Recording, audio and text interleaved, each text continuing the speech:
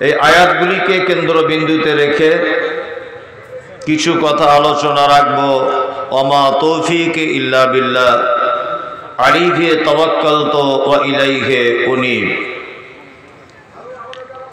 আমার আগে যিনি কথা বলছিলেন প্রিন্সিপাল সাহেব, খুব মূল্যবান কথা, কিন্তু এ কথা শুনবে কে? এ কথা শোনা বা এই কথার মূল্যায়ন করার জন্য কিছু মানুষের প্রয়োজন আছে। উনি শিক্ষা সম্পর্কে বলছিলেন,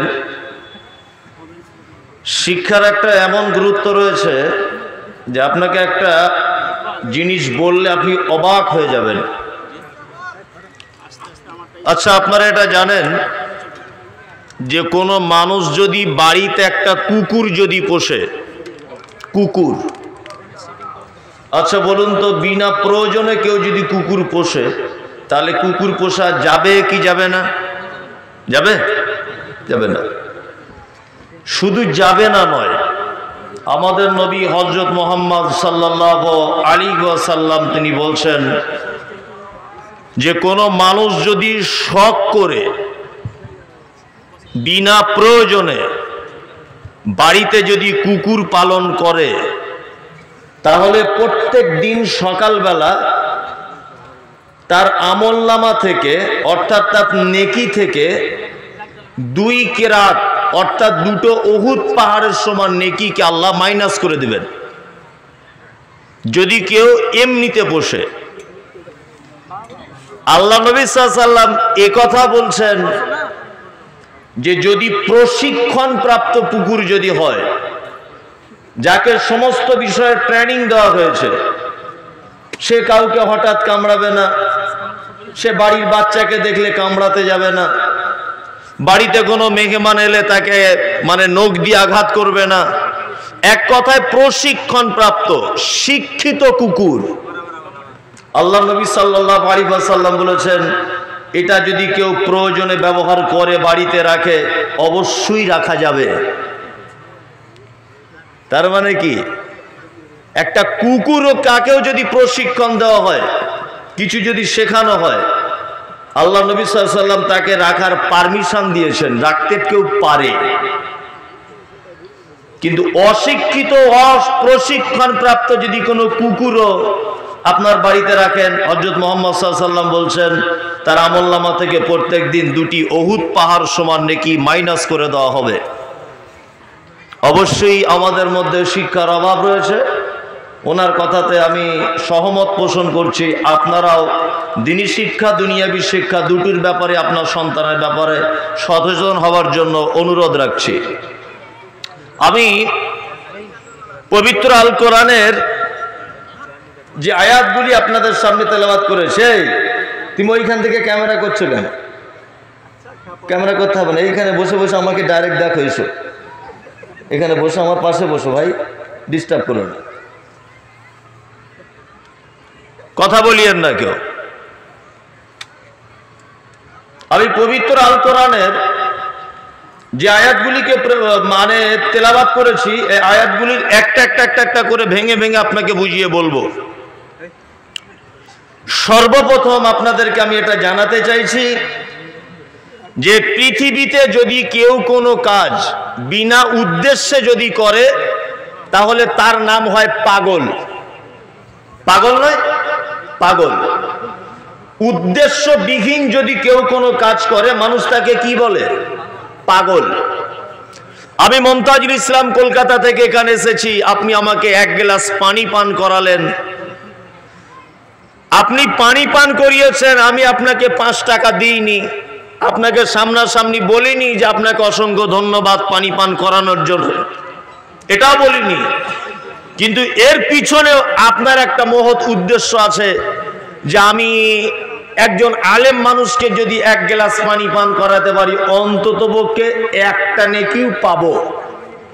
এই উদ্দেশ্য আপনার থাকবে, থাকবে না? থাকবে।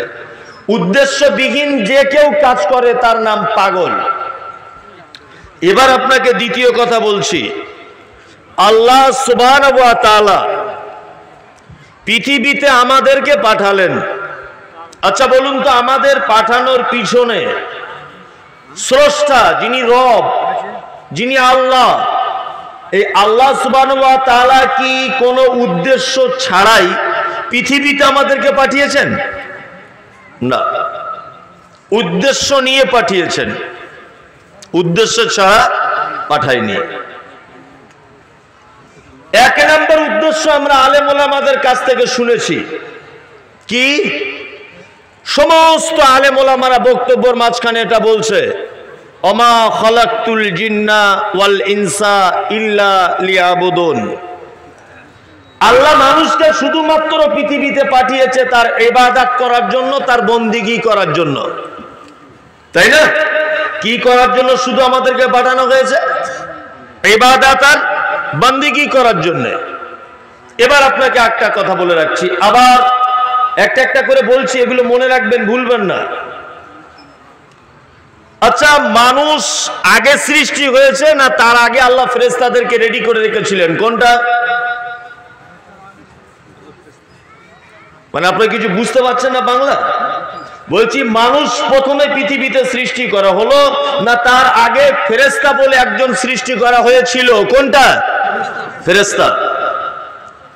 আচ্ছা, এটা আপনারা বলতে পারবেন যে ফেরেশতারা জান্নাত জাহান্নামে যাবে?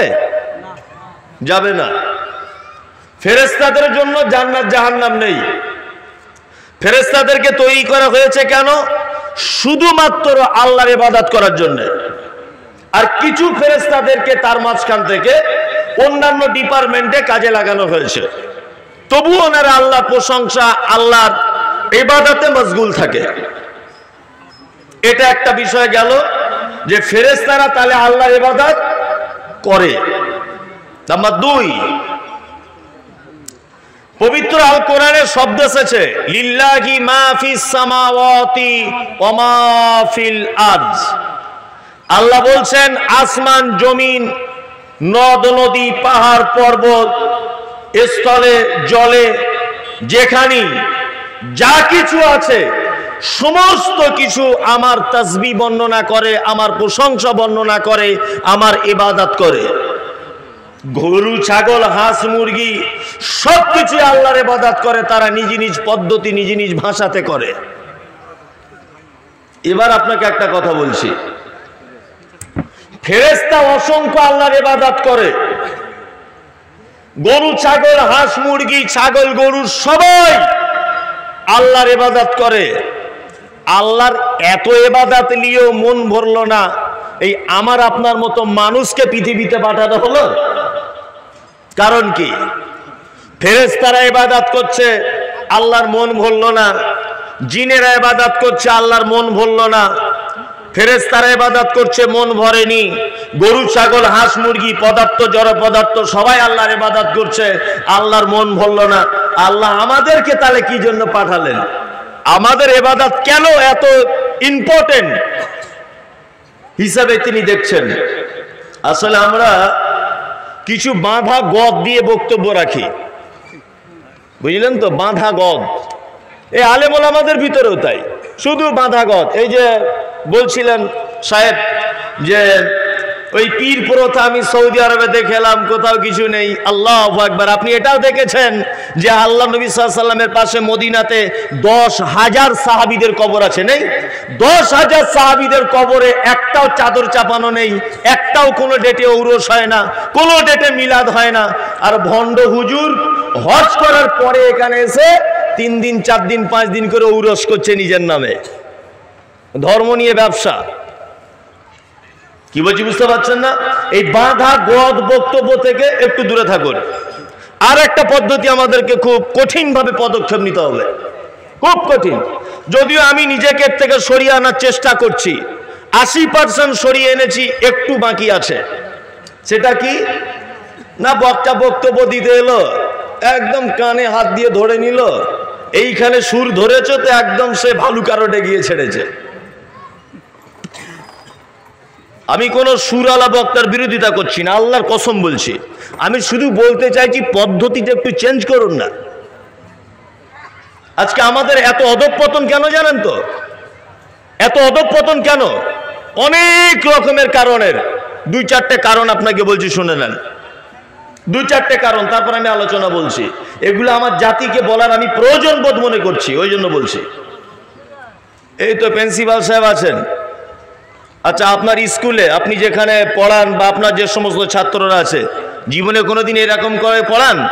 সবাই বলো A for apple, B for ball, এরকম করে কেউ পড়ায়? দেখেছেন জীবনে কোন স্কুলে কোন মাস্টার এরকম করে বলে একে চন্দ্র দুয়ে, এরকম করে বলে? পৃথিবীর কোথাও সুর করে টিচিং হয় না, কোথাও হয় না, কোথাও কোন স্কুল ইউনিভার্সিটি কোন শিক্ষাঙ্গনে এই পদ্ধতি নেই। আপনি বাড়িতে গিয়ে আপনার স্ত্রীকে বলেন, খাদিজার মা তাড়াতাড়ি করে আমায় দুটো ভাত দাও, খুব খিদে লেগেছে, কেউ বলে? কোথাও তোমার সুর ভালো লাগে না। আর এই প্যান্ডেলের তলায় ধর্মীয় অনুষ্ঠান এসে সুর না হলে বক্তা লাগে না? হ্যাঁ, এসবগুলো চেঞ্জ করুন আস্তে আস্তে। আমি সুরের বিরোধিতা নয়, আল্লাহর কসম বলছি বিরোধিতা নয়, কিন্তু আমি বলছি সিস্টেমগুলো একটু চেঞ্জ করা হোক। ওই নুরুল ভাইয়ের কথা বলছিলেন যে আলামিন মিশন করে অনেক মুসলিম ছেলেরা চাকরি পেয়েছে। আজকে মাদ্রাসাগুলো ধুক ধুক ধুক ধুক করছে, চলছে না। কারণ কি বলুন তো? কিছু বিহার ঝাড়খণ্ডের ছেলেরা পশ্চিমবাংলার মাদ্রাসাগুলো টিকিয়ে রেখেছে। বাঙালি ছেলে নতুন করে ভালো ভালো ঘরের ছেলে ভর্তি হচ্ছে, দেখেছেন? হবে না। আমাদের অনেক দোষ রয়েছে তো মাদ্রাসা কমিটিদের। আমিও মাদ্রাসা পড়া ছাত্র, আল্লাহর কসম এই মাদ্রাসার পক্ষে বিপক্ষে নয়। আমি শুধু কমিটিগুলোকে এটা বলতে চাইছি, আপনার সিস্টেমটা একটু চেঞ্জ করুন, সিস্টেম চেঞ্জ করে দেন। কি আশ্চর্য ব্যাপার! এখানে একটা ছেলে মাদ্রাসায় পড়ছে 10 বছর, এখানে পড়ে কোনো ছেলে বুখারী পড়াতে পারছে না, তিরমিজি, ইবনে মাজাহ এসব পড়াতে পারছে না। ওকে এখানে 10 বছর পড়ার পরে আবার চলে যেতে হচ্ছে উত্তরপ্রদেশে পড়তে। কারণ কি? একটাই কারণ। কারণটা হচ্ছে এই, আমরা যেখানে বসবাস করি আমাদের ভাষাটা বাংলা, আর আমাদের এক জায়গায় ছাত্ররা খুব কমা হয়ে যাচ্ছে। সেই জায়গাটা আমি যা ধরতে পেরেছি যে আরবিতে ছাত্র হাদিসের এবারাত পড়ছে আর শিক্ষক উর্দুতে তার তর্জমা করছে। ও উর্দুর কিছুই বুঝে না, ছাত্র উর্দুর কিছুই বুঝতে পারে না। আর আমি বাঙালি, আমি মমতাজুল ইসলাম যদি আপনাকে এখন ইংলিশে বক্তব্য রাখি আপনারা কিছু বুঝবেন? যদি আমি এখন উর্দুতে বক্তব্য রাখি আপনি সবটা বুঝতে পারবেন? আমি যদি এখন আপনার সামনে সংস্কৃতিতে বক্তব্য রাখি আপনি বুঝতে পারবেন? পারবেন না। তাহলে আমাদের বাঙালিতে যে মাদ্রাসাগুলো আছে ওয়েস্ট বেঙ্গলে, এদেরকে অন্তত পক্ষে একটা হাদিস পড়ান, হাদিসে কি বলতে হয়েছে, কি বলতে চেয়েছেন, এর বাংলাটা ছাত্রকে বুঝিয়ে দেন। সবই সমাজে পরিবর্তন ঘটবে। অনেক দোষ আছে, আমি দোষের কথা বলছি না, সবকিছু সিস্টেম পরিবর্তন করুন। তা বাঁধা গদ দিয়ে বক্তব্য আমি রাখতে আসিনি। আমি আপনার সামনে অনেক রকম বিষয় নিয়ে আলোচনা করব, একটা বিষয় নয়, মিনিমাম 15টা বিষয় নিয়ে আলোচনা করব। তাহলে আপনাকে প্রথমে বলে এসেছি যে ফেরেশতারা আল্লাহর ইবাদত করে, সবাই আল্লাহর ইবাদত করে, তারপরেও আল্লাহ মানুষকে সৃষ্টি কেন করলেন? এবার আপনাকে একটা কথা বলি, এই বাঁধা গদ শুনে এসেছি শুধু মানুষকে ইবাদত করার জন্যই তৈরি করা হয়েছে, জি না। কোরআনে আরো ভরি ভরি আয়াত আছে, আল্লাহ বলছেন লিইয়ুযহিরাহু আলা দ্বীনি কুল্লি, পৃথিবীতে তোমাকে আগমন করার, তোমাকে পাঠানোর একটা মহৎ উদ্দেশ্য এটাও যে পৃথিবীর সমস্ত মতাদর্শ, সমস্ত ভ্রান্ত নিয়ম কানুন, সমস্ত ভ্রান্ত পথ ও মত থেকে ইসলাম শ্রেষ্ঠ, এইটা প্রমাণ করে দিয়ে আমার কাছে আসতে হবে। এই জন্য পৃথিবীতে তোমাকে আমি পাঠিয়েছি। পৃথিবীতে পাঠানোর উদ্দেশ্য হলো এটা। পৃথিবীতে অনেক পথ এবং মত রয়েছে, পৃথিবীতে অনেক পথ ও পদ্ধতি রয়েছে, পৃথিবীতে অনেক ধর্ম রয়েছে, পৃথিবীতে অনেক মতবাদ রয়েছে, পৃথিবীতে অনেক সিস্টেম রয়েছে। আল্লাহ সুবহানাহু ওয়া তাআলা বলছেন লিইয়ুযহিরাহু আলা দ্বীনি কুল্লি, ইসলাম সর্বশ্রেষ্ঠ, এইটা প্রমাণ করে দিয়ে তোমাকে আসতে হবে আমার কাছে। এই জন্য তোমাকে আমি পৃথিবীতে পাঠিয়েছি। তাহলে দুটো পদ্ধতি জানা হলো মানুষকে কেন পাঠানো হলো। এক, ইবাদত। দুই, সমস্ত মতদর্শের উপর ইসলাম শ্রেষ্ঠ, এটা প্রমাণ করে দিতে হবে। নাম্বার 3, আল্লাহ তাআলা বলছেন লিয়াবলুয়াকুম আইয়ুকুম আহসানু আমালা, তোমাকে এ কারণেও আমি পাঠিয়েছি যে তোমাদের মধ্যে সর্বোৎকৃষ্ট আমল কে করবে এইটা জিজ্ঞাসা করার জন্য আমি তোমাদেরকে পৃথিবীতে পাঠিয়েছি। উন্নত মানের আমল কে করবে। আপনাকে আমি একটা গল্প বলছি, খুব মন দিয়ে শুনবেন। যদি মনে করেন জলসা শুনবো না, আমার এই গল্পটা শুনে বাড়ি চলে যান, আপনার জীবনে সফলতা চলে আসবে ইনশাল্লাহ, অনেকটাই আসবে। একটা রাজা বাবু, অনেক ধনী মানুষ, কোটি কোটি টাকার মানুষ, 1000 বিঘা জমির মালিক, রাজা বলে কথা। তা ওনার বাড়িতে 200 জন লোক রাখা আছে। এই 200 জন লোকের কাজ হচ্ছে, তারা 200 জন কোনো কাজ করবে না, শুধু রাজা বাবুর প্রশংসা করবে। রাজা বাবু ভালো লোক, রাজা বাবু দামি লোক, রাজা বাবুর থেকে লোক হয় না, রাজা বাবু খুব ভালো, খুব চমৎকার, খুব দামি, শুধু এই রকম রাজা বাবুর প্রশংসা করার জন্যে বাড়িতে লোক রেখেছে 200 জন। কতজন? 200 জন। এবার রাজা বাবু দেখছে যে 200 জন লোকের তো বেতন দিতে গেলে আমার প্রাসাদে যা অর্থ আছে এগুলো তো আস্তে আস্তে আস্তে আস্তে কমতে থাকবে, তাহলে আমার তো ইনকামের রাস্তাটা ভালো হতে হবে। তাহলে এবার একটা লোক রাখবো যে আমার 1000 বিঘা জমি দেখাশুনো করবে। কোন জমিতে পানি নেই, কোন জমিতে নাঙল লাগবে, কোন জমিতে সার লাগবে, এইটা দেখার জন্য আমি একটা লোক রাখবো। তা খোপাকাটি থেকে একটা লোক রেখেছে, লোকটার বেতন 15,000 টাকা। রাজা বাবু বলে দিয়েছে তোমার এই এই এই এই এই এই দায়িত্ব, এই এই আমার জমি, এই জমিগুলোতে তুমি অবশ্যই লক্ষ্য রেখে চাষবাস লোকজন নিয়ে তুমি করে নিও, এটা তোমার দায়িত্ব। এখন এই লোকটা চাকরিতে জয়েন করার পরে ওই যে 200 জন রাজা বাবুর প্রশংসা করতে ব্যস্ত, এও এখন ওই 200 জনের পাল্লায় পড়ে ও ওদের সাথে ভিড়ে গেছে। রাজা বাবুর প্রশংসা করছে, রাজা বাবু ভালো লোক, রাজা বাবু দামি লোক, রাজা বাবু খুব দানি, রাজা বাবু খুব শিক্ষিত, এই করছে। 3 মাস পরে রাজা বাবুকে জিজ্ঞাসা করছে, এই শোন এদিকে, বাড়ি কোথায় তোর? কোপাকাটিতে। আচ্ছা আচ্ছা আচ্ছা, তুই তোকে আমি চাকরি দিয়েছিলাম মনে আছে? বলছে হ্যাঁ, 15,000 টাকা মাইনে মনে আছে। বলছে আমি চাকরি দিয়েছিলাম কেন জানিস? বলছে হ্যাঁ, আপনি জমি জায়গা দেখাশুনো করার জন্য দিয়েছিলেন। তো বলছে চল জমিগুলো গিয়ে একবার দেখে আসি। নিয়ে লোকটাকে নিয়ে গেল মাঠে জমি দেখতে। জমিতে গিয়ে দেখছে যে জমিতে ধান লাগানো ছিল ওর ধান পেকে ধান ঝরে আবার জমিতে চারা হয়ে গেছে। যে জমিতে পানির প্রয়োজন ছিল সে জমিতে পানির অভাবে জমি ফেটে একদম ফাঁক হয়ে গেছে। রাজা বাবুর তো মাথায় আগুন ধরে গেল, 15,000 টাকা বেতন দিয়ে তোমাকে রাখলাম আর আমার চাষবাস সব সর্বনাশ করে দিলে। আচ্ছা বলুন তো, রাজা বাবু এই অবস্থা দেখার পরে লোকটার চাকরির বেতন বাড়বে, বেতন কমবে, না চাকরি টোটালি চলে যাবে? আপনাদের কোনটা মনে হয়? কোনটা? টোটালি চলে যাবে। তার মানে ওকে যে ডিপার্টমেন্টটা রাখা হয়েছিল ওই ডিপার্টমেন্টটা দেখাশোনা করেনি। কি বলছি বুঝতে পারছেন না? আমরা শুধুমাত্র নামাজ, রোজা, হজ, যাকাত এইরকম বেসিক কিছু ইবাদতকে ইবাদত বলে বেছে নিয়েছি। কি বলছি বুঝতে পারছেন না? শুধু নামাজটাকে আমরা ইবাদত বলে বেছে নিয়েছি, আর কিছুকে আমরা ইবাদত বলে মানছি না।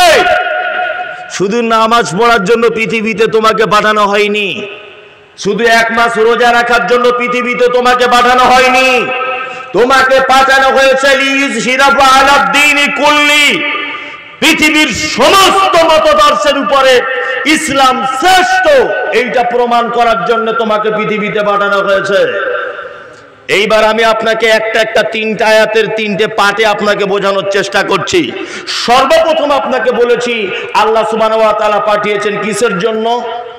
ইবাদত করার জন্য, তাই তো? ইবাদত করার জন্য আমাদেরকে পৃথিবীতে কি পাঠানো হয়েছে। এবার আপনাকে একটা কথা বলি, আচ্ছা বলুন তো, মানুষ জান্নাতে যাবে কিসের মাধ্যমে? কথা বলুন। ইবাদতের মাধ্যমে, তাই তো?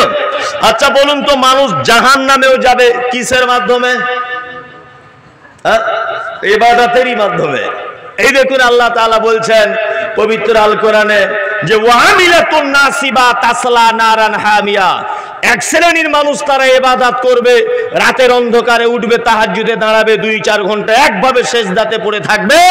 আল্লাহ তাআলা বলছেন তারপরেও তাকে আমি জাহান্নামের ভিতরে নিক্ষেপ করব। এই লোকটাকে একটা কথা মাথায় রাখবেন, যে জিনিসের উপকার যত বেশি তার ক্ষতি তত বেশি। কি বলছি বুঝতে পারছেন? যার উপকার যত বেশি তার ক্ষতি তত বেশি। রাস্তা দিয়ে একটা সাইকেল যেতে যেতে সাইকেলটা একটা মোটর সাইকেলের সঙ্গে অ্যাক্সিডেন্ট করেছে। বলুন তো কটা লোক মারা যাওয়ার সম্ভাবনা আছে? কটা লোক? সাইকেলওয়ালা তো একজন হবে যে চালাচ্ছিল। ধরে নেন সামনে একজন বসেছিল রডে, 2 জন মারা যাবে। ধরে নেন আর একজন পিছনে বসেছিল, তাহলে 3 জন মারা যাবে, তাই তো? আচ্ছা এবার বলুন সাইকেলের দাম কত? 5000। তাহলে 5000 ওর দাম, গতি খুব আস্তে, ও 100 কিলোমিটার গতিতে যেতে পারে না, জি? তাহলে ওর গতিও কম, ওর দামও কম। 3 জনা খুব বেশি হলে মারা যাবে।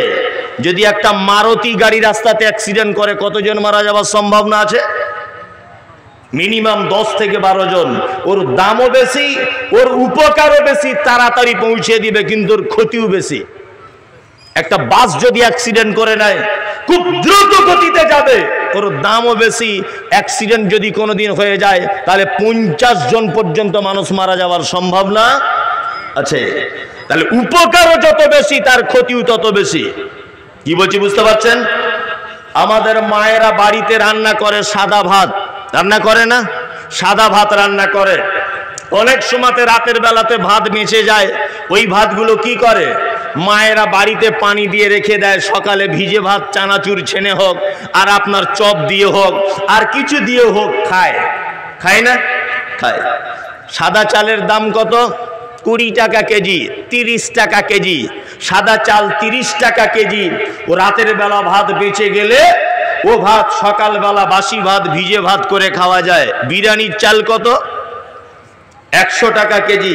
রাতের বেলা আপনার স্ত্রী বিরিয়ানি করেছিল, এই কটা যদি বেঁচে যায় আর আপনার স্ত্রী যদি ঢং করে বলে একটু পানি দিয়ে রেখে দিব, সকালে পান্তা ভাত করে খাবো, চলবে? চলবে? চলবে না। তার মানে দামও বেশি, ওর ক্ষতিও বেশি। আল্লাহ নবী সাল্লাল্লাহু আলাইহি ওয়াসাল্লাম নয়, স্বয়ং আল্লাহ বলছেন, যে আমল করে তুমি জান্নাতে যেতে চাইছো ওই আমলই তোমাকে জাহান্নামের ভিতরে ঢুকিয়ে দিবে, ওই আমলই জাহান্নামে দিয়ে দিবে। আমল করার আগে 2টো জিনিস মাথায় রেখে দিবেন। 1, আমলটা যেন হয় স্বচ্ছ, পরিষ্কার পরিচ্ছন্ন। 2, আমলটার উদ্দেশ্য যেন আল্লাহর উদ্দেশ্য হয়।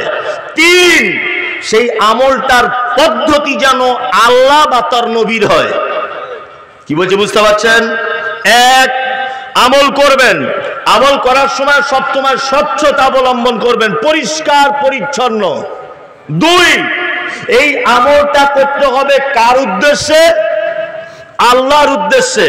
নাম্বার 3, আমল করার আগে দেখতে হবে যে এই আমলটা আল্লাহ বা হযরত মুহাম্মদ সাল্লাল্লাহু আলাইহি ওয়াসাল্লাম পারমিশন দিয়েছেন কিনা।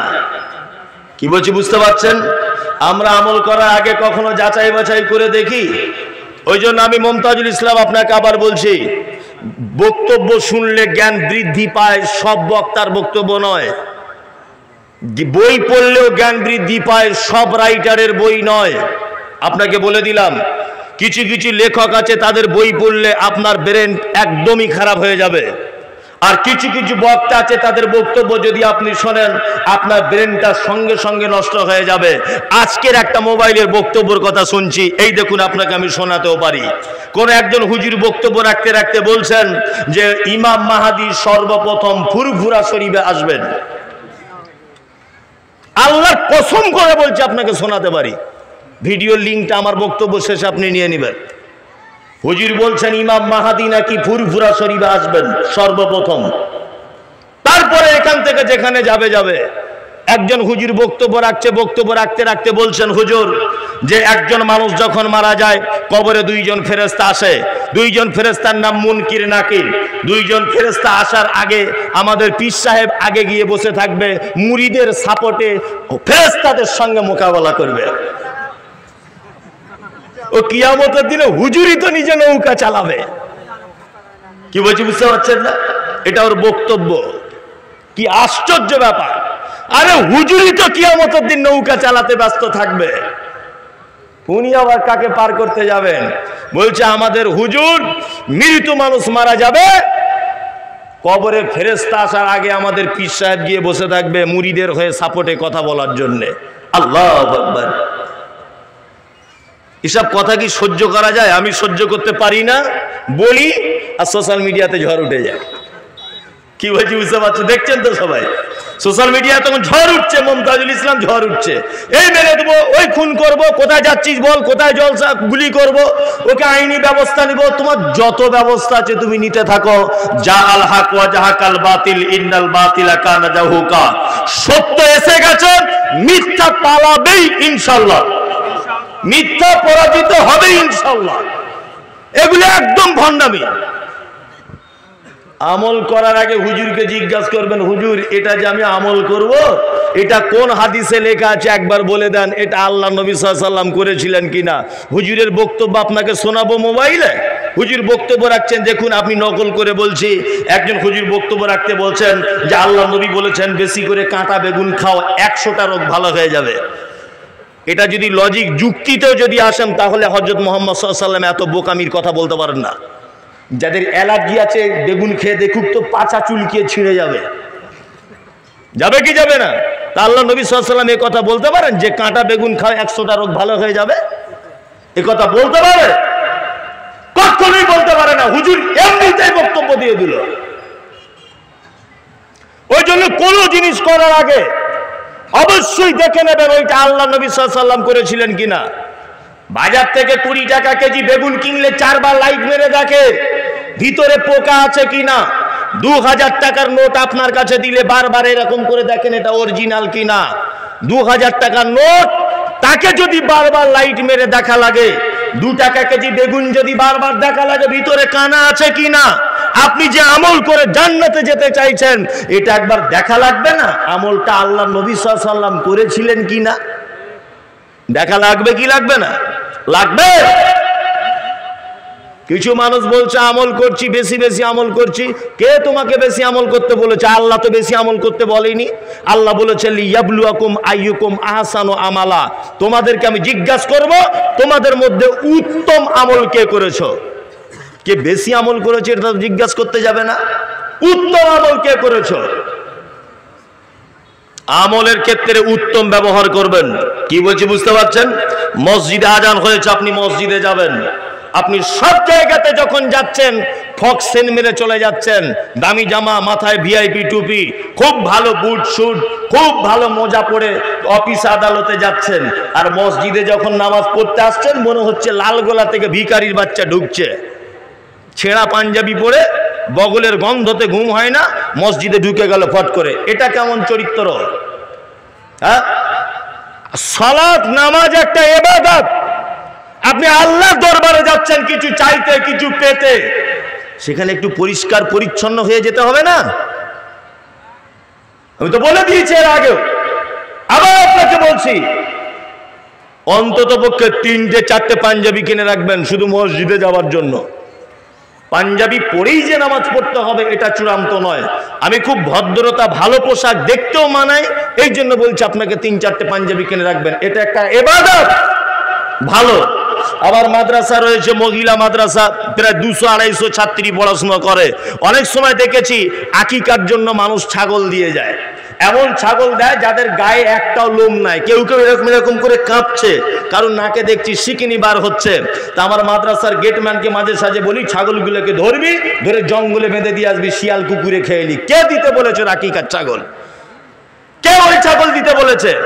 কুরবানি দেওয়ার সময় দিচ্ছেন একদম হাড় বার হনো একটা গরু, কে আপনাকে কুরবানি দিতে বললো? কুরবানি যদি দিতেই হয় উত্তম পশু আল্লাহর কাছে পেশ করুন। আল্লাহ তাআলা এটাই চাইছেন, তুমি বেশি দামের দিয়েছে কিনা এটা নয়, উত্তম দিয়েছে কিনা এটা আল্লাহ দেখতে চাইছেন। কি বলছি বুঝতে পারছেন তো? আল্লাহ উত্তমটা দেখতে চাইছেন। আপনাদেরকে যদি মাঝখানে দুটো একটা উত্তম আমলের কথা বলে দিই, ইনশাআল্লাহ মানতে রাজি আছেন? ইনশাআল্লাহ বলুন। ইনশাআল্লাহ, ইনশাআল্লাহ। দুটা একটা উত্তম আমলের কথা বলে দিই। সর্বপ্রথম পবিত্র আল কোরআনের দুই চারটে ভালো আমলের কথা বলে দিই, এগুলো সবাই মানার চেষ্টা করিয়েন। আল্লাহ তাআলা বলছেন, আল্লাযীনা ইউনফিকুনা ফিস সাররাই ওয়াজ যাররাই ওয়াল কাযিবিনাল গায়যা ওয়াল আফিনা আনিন নাস ওয়াল্লাহু ইউহিব্বুল মুহসিনিন। আল্লাহ সুবহানাহু ওয়া তাআলা বলেন, পৃথিবীতে যত ভালো আমল রয়েছে, পৃথিবীতে যত ভালো কাজ রয়েছে, তার মধ্যে এইখানে কয়েকটা ভালো কাজের কথা উল্লেখ করছেন। এক, ইনফিকুনা ফিস সাররাই ওয়াজ যাররাই, যারা দান করে সচ্ছলতায় এবং অসচ্ছলতায়। মাল দান করলে কমে যাবে এই ভয়ে রয়েছে, এই সময়তেও দান করে। মাল পর্যাপ্ত পরিমাণে রয়েছে, সেই সময়তেও দান করে।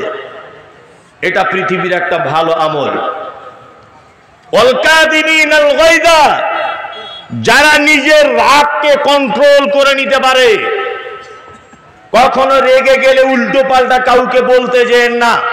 আল্লাহ নবী সাল্লাল্লাহু আলাইহি ওয়াসাল্লাম বলেছেন, অতিরিক্ত যখন তুমি রেগে যাবে তখন তুমি বারবার পড়ো আউযুবিল্লাহি মিনাশ শাইতানির রাজিম। আর তুমি যদি দাঁড়িয়ে থাকা অবস্থায় থাকো তাহলে তুমি তাড়াতাড়ি করে বসে যাও, এটা তোমার জন্য কল্যাণকর। কি বলছি বুঝতে পারছেন? রাগ হলে কি করবেন? তাহলে কি করবেন? বসে যাবেন আর বেশি বেশি করে আউযুবিল্লাহি মিনাশ শাইতানির রাজিম এটা পড়বেন। বিশেষ করে যারা রাগী মানুষ তাদের জন্য এটা ঔষধ। ওয়াল আফিনা আনিন নাস, আর আপনি অবশ্যই মানুষকে ক্ষমা করতে শিখুন। এটা একটা উন্নত মানের আমল, মানুষকে ক্ষমা করে দিতে হবে। চলুন এইবার আপনাকে আমি কিছু কথা বলে যাচ্ছি, খুব মন দিয়ে শুনে নেন। আচ্ছা বলুন তো, আমরা কোন মানুষকে সামনে রেখে রাস্তা এগিয়ে চলি? এই মানুষটির নাম কি? মুহাম্মদ সাল্লাল্লাহু আলাইহি ওয়াসাল্লাম। তাহলে আল্লাহ সুবহানাহু ওয়া তাআলা এই মানুষটিকে তিনি বলছেন, আল কাযিবিনাল গায়যা ওয়াল আফিনা আনিন নাস, আপনি সর্বপ্রথম ক্ষমা করতে শিখুন মানুষকে। ক্ষমা করা এক মারাত্মক বড় গুণ। আল্লাহ নবী সাল্লাল্লাহু আলাইহি ওয়াসাল্লামের আপন চাচা আবু তালেব মারা গেলেন, খাদিজা মারা গেলেন, সাপোর্টে কোনো লোক নেই, একেবারে একা হয়ে গেলেন। আল্লাহ নবী সাল্লাল্লাহু আলাইহি ওয়াসাল্লাম মনে মনে ভাবলেন, মক্কার মুশরিকেরা তো কঠিন অত্যাচার করছে আমাকে। আল্লাহ নবী সাল্লাল্লাহু আলাইহি ওয়াসাল্লাম আস্তে আস্তে তায়েফের মাটিতে চলে গেলেন। তায়েফে গেলেন ইসলামের দাওয়াত দিতে। হাজী সাহেব ভাইরা বুঝতে পারবেন যে রাস্তা কত কঠিন। তায়েফের মাটিতে আল্লাহ নবী সাল্লাল্লাহু আলাইহি ওয়াসাল্লাম সর্বপ্রথম যে পদক্ষেপ গ্রহণ করলেন, উনি মনে মনে ভাবলেন, যদি সাধারণ মানুষকে গিয়ে বলি যে আমি নবী, ওরা ব্যাপারটা বুঝতে চাইবে না। আল্লাহ নবী সাল্লাল্লাহু আলাইহি ওয়াসাল্লাম সর্বপ্রথম তায়েফের লিডার মানে নেতা গোছের মানুষদের বাড়িতে বাড়িতে গেলেন। নেতা মানুষদের বাড়িতে যাবার পরে বিশ্ব নবী সাল্লাল্লাহু আলাইহি ওয়াসাল্লাম বলছেন, আল্লাহ এক, সপ্তম আকাশের উপরে থাকে, আমি মুহাম্মদ সাল্লাল্লাহু আলাইহি ওয়াসাল্লাম, আমার উপরে কোরআন অবতীর্ণ হয়, আমি নবী। তখন মক্কার আপনার তায়েফের লিডারেরা তারা মানতে তো চাইলো না, বরং তারা আল্লাহ নবী সাল্লাল্লাহু আলাইহি ওয়াসাল্লামকে বাচ্চা ছেলেদেরকে লেলিয়ে দিয়ে নিজেরা আঘাত করে পাথর দিয়ে মেরে আল্লাহ নবী সাল্লাল্লাহু আলাইহি ওয়াসাল্লামকে তাড়িয়ে দেওয়ার ব্যবস্থা করলেন। বিশ্ব নবী ছুটে চলে এলেন পাহাড়ের উপরে। পাহাড়ের ডিউটিরত ফেরেশতারা আল্লাহ নবী সাল্লাল্লাহু আলাইহি ওয়াসাল্লামকে এসে বলছেন, মুহাম্মদ আপনার এই অবস্থা কেন? আপনার এই অবস্থা কেন? আপনার গায়ে রক্ত কেন? আপনার গায়ে পাথর কেন? আল্লাহ নবী সাল্লাল্লাহু আলাইহি ওয়াসাল্লাম বলছেন, তায়েফের অবুঝ মানুষেরা আমাকে মেরেছে। ফেরেশতারা তখন বলছেন, আল্লাহ নবী আপনি যদি একবার আপনি যদি হুকুম করেন বা বলেন, তায়েফের পাথরগুলিকে দিয়ে আমরা তাদের মাথার উপরে চাপিয়ে দিয়ে তাদেরকে মেরে দিব। বিশ্ব নবী সাল্লাল্লাহু আলাইহি ওয়াসাল্লাম তিনি বললেন, না, ওরা অবুঝ, ব্যাপারটা বুঝতে পারেনি, ওদেরকে ক্ষমা করে দাও। তোমরা যদি ওদেরকে মেরে দাও তাহলে আমি পরবর্তী সময়ে কার কাছে ইসলামের দাওয়াত নিয়ে যাব? বন্ধু, আমরা সেই নবীরই উম্মত। আপনি অপরাধী ভাইকে ক্ষমা করে দেন, সহজেই প্রতিশোধ গ্রহণ করার চেষ্টা করিয়েন না। আল্লাহ তাআলা নিজে বলছেন, কি বলছেন? ওয়াল আফিনা আনিন নাস, আপনি ক্ষমা করতে শিখুন। আল্লাহু ইউহিব্বুল মুহসিনিন, নিশ্চয় আল্লাহ তাআলা এই সমস্ত বান্দাদেরকে সবথেকে বেশি ভালোবাসেন। আর দুটো একটা ভালো কাজ বলে দিই, খুব মন দিয়ে আমল করার চেষ্টা করিয়েন। এক, আল্লাহ নবী সাল্লাল্লাহু আলাইহি ওয়াসাল্লাম বলেছেন, হাক্কুল মুসলিমি আলাল মুসলিমি খামসিন রাদ্দুস সালাম। একজন মুসলমান আর একজন মুসলমানের উপরে 5টা জিনিসের হক রাখে। কটা জিনিসের? কটা? 5টা। আজকে থেকে মেনে নেওয়ার চেষ্টা করিয়েন।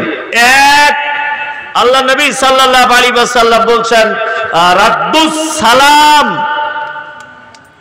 সালাম দিতে হবে কোন মুসলিম ভাইয়ের সঙ্গে দেখা হলে। ইনশাআল্লাহ দেওয়ার চেষ্টা করব, ইনশাআল্লাহ। ইনশাআল্লাহ। আপনার ছেলে ইংলিশ মিডিয়ামে পড়ে, আপনিও খুব ভালো শিক্ষিত, আপনার ছেলে ইংরেজিতে মাঝে সাঝে কথা বলে, good morning, good evening, good afternoon. আপনার ছেলে ইংলিশ মিডিয়ামে পড়ুক, এতে আমার আপত্তি নেই। আপনার ছেলে গুড মর্নিং শিখুক, এতে আমার আপত্তি নেই। গুড আফটারনুন শিখুক, এতে আমার আপত্তি নেই। কিন্তু আপনি একজন মুসলিম হিসাবে আপনার ছেলেকে এটা বলে দিতে হবে, বেটা ওটা স্কুলে শিখতে হয়, তোমার চাচার সঙ্গে দেখা হলে তুমি বলবে আসসালামু আলাইকুম ওয়া রাহমাতুল্লাহ। এটা তোমার বেটাকে আজকেই রাতে বলে দিতে হবে, বেটা এই good morning, good afternoon, good evening এগুলো স্কুলে বলতে হয়। আর পাড়া প্রতিবেশী তোমার চাচার সঙ্গে, মামার সঙ্গে, খালার সঙ্গে দেখা হলে তোমাকে বলতে হবে আসসালামু আলাইকুম ওয়া রাহমাতুল্লাহি ওয়া বারাকাতুহু। সালাম দিলে উপকার কি? আপনাকে দুটো একটা উপকারের কথা বলে রাখছি, খুব মন দিয়ে শোনার চেষ্টা করিয়েন। আল্লাহ নবী সাল্লাল্লাহু আলাইহি ওয়াসাল্লামকে জিজ্ঞাসা করা হচ্ছে, ইসলামের মধ্যে সবথেকে উত্তম জিনিস কি? সবথেকে উত্তম জিনিস কি? বর্তমানে হজ করতে গেলে কত টাকা লাগে? 5 লাখ, 4 থেকে 5 লাখ। 5 লাখ টাকা খরচা করে একটা লোক হজ করে এলো, আল্লাহ নবী সাল্লাল্লাহু আলাইহি ওয়াসাল্লাম একবার ওই লোকটার নাম বললেন না যে ওই লোকটা উত্তম। একজন মানুষ তাহাজ্জুদের নামাজ পড়ে, আল্লাহ নবী সাল্লাল্লাহু আলাইহি ওয়াসাল্লাম একবারও বললেন না তাহাজ্জুদ পড়নেওয়ালা লোকটা উত্তম। বিশ্বনবী তিনি একটা উত্তম বলতে গিয়ে একটা ছোট্ট বাক্য ব্যবহার করছেন যে ওই ব্যক্তি ইসলামের মধ্যে সবথেকে উত্তম যে পরিচিত অপরিচিত মানুষকে দেখে বলে আসসালামু আলাইকুম, এই লোক হচ্ছে সবথেকে বেশি উত্তম। সালাম দিলে উপকার কি? সালাম দিলে উপকার, একটা মানুষের সঙ্গে আপনার কথাবার্তা বন্ধ।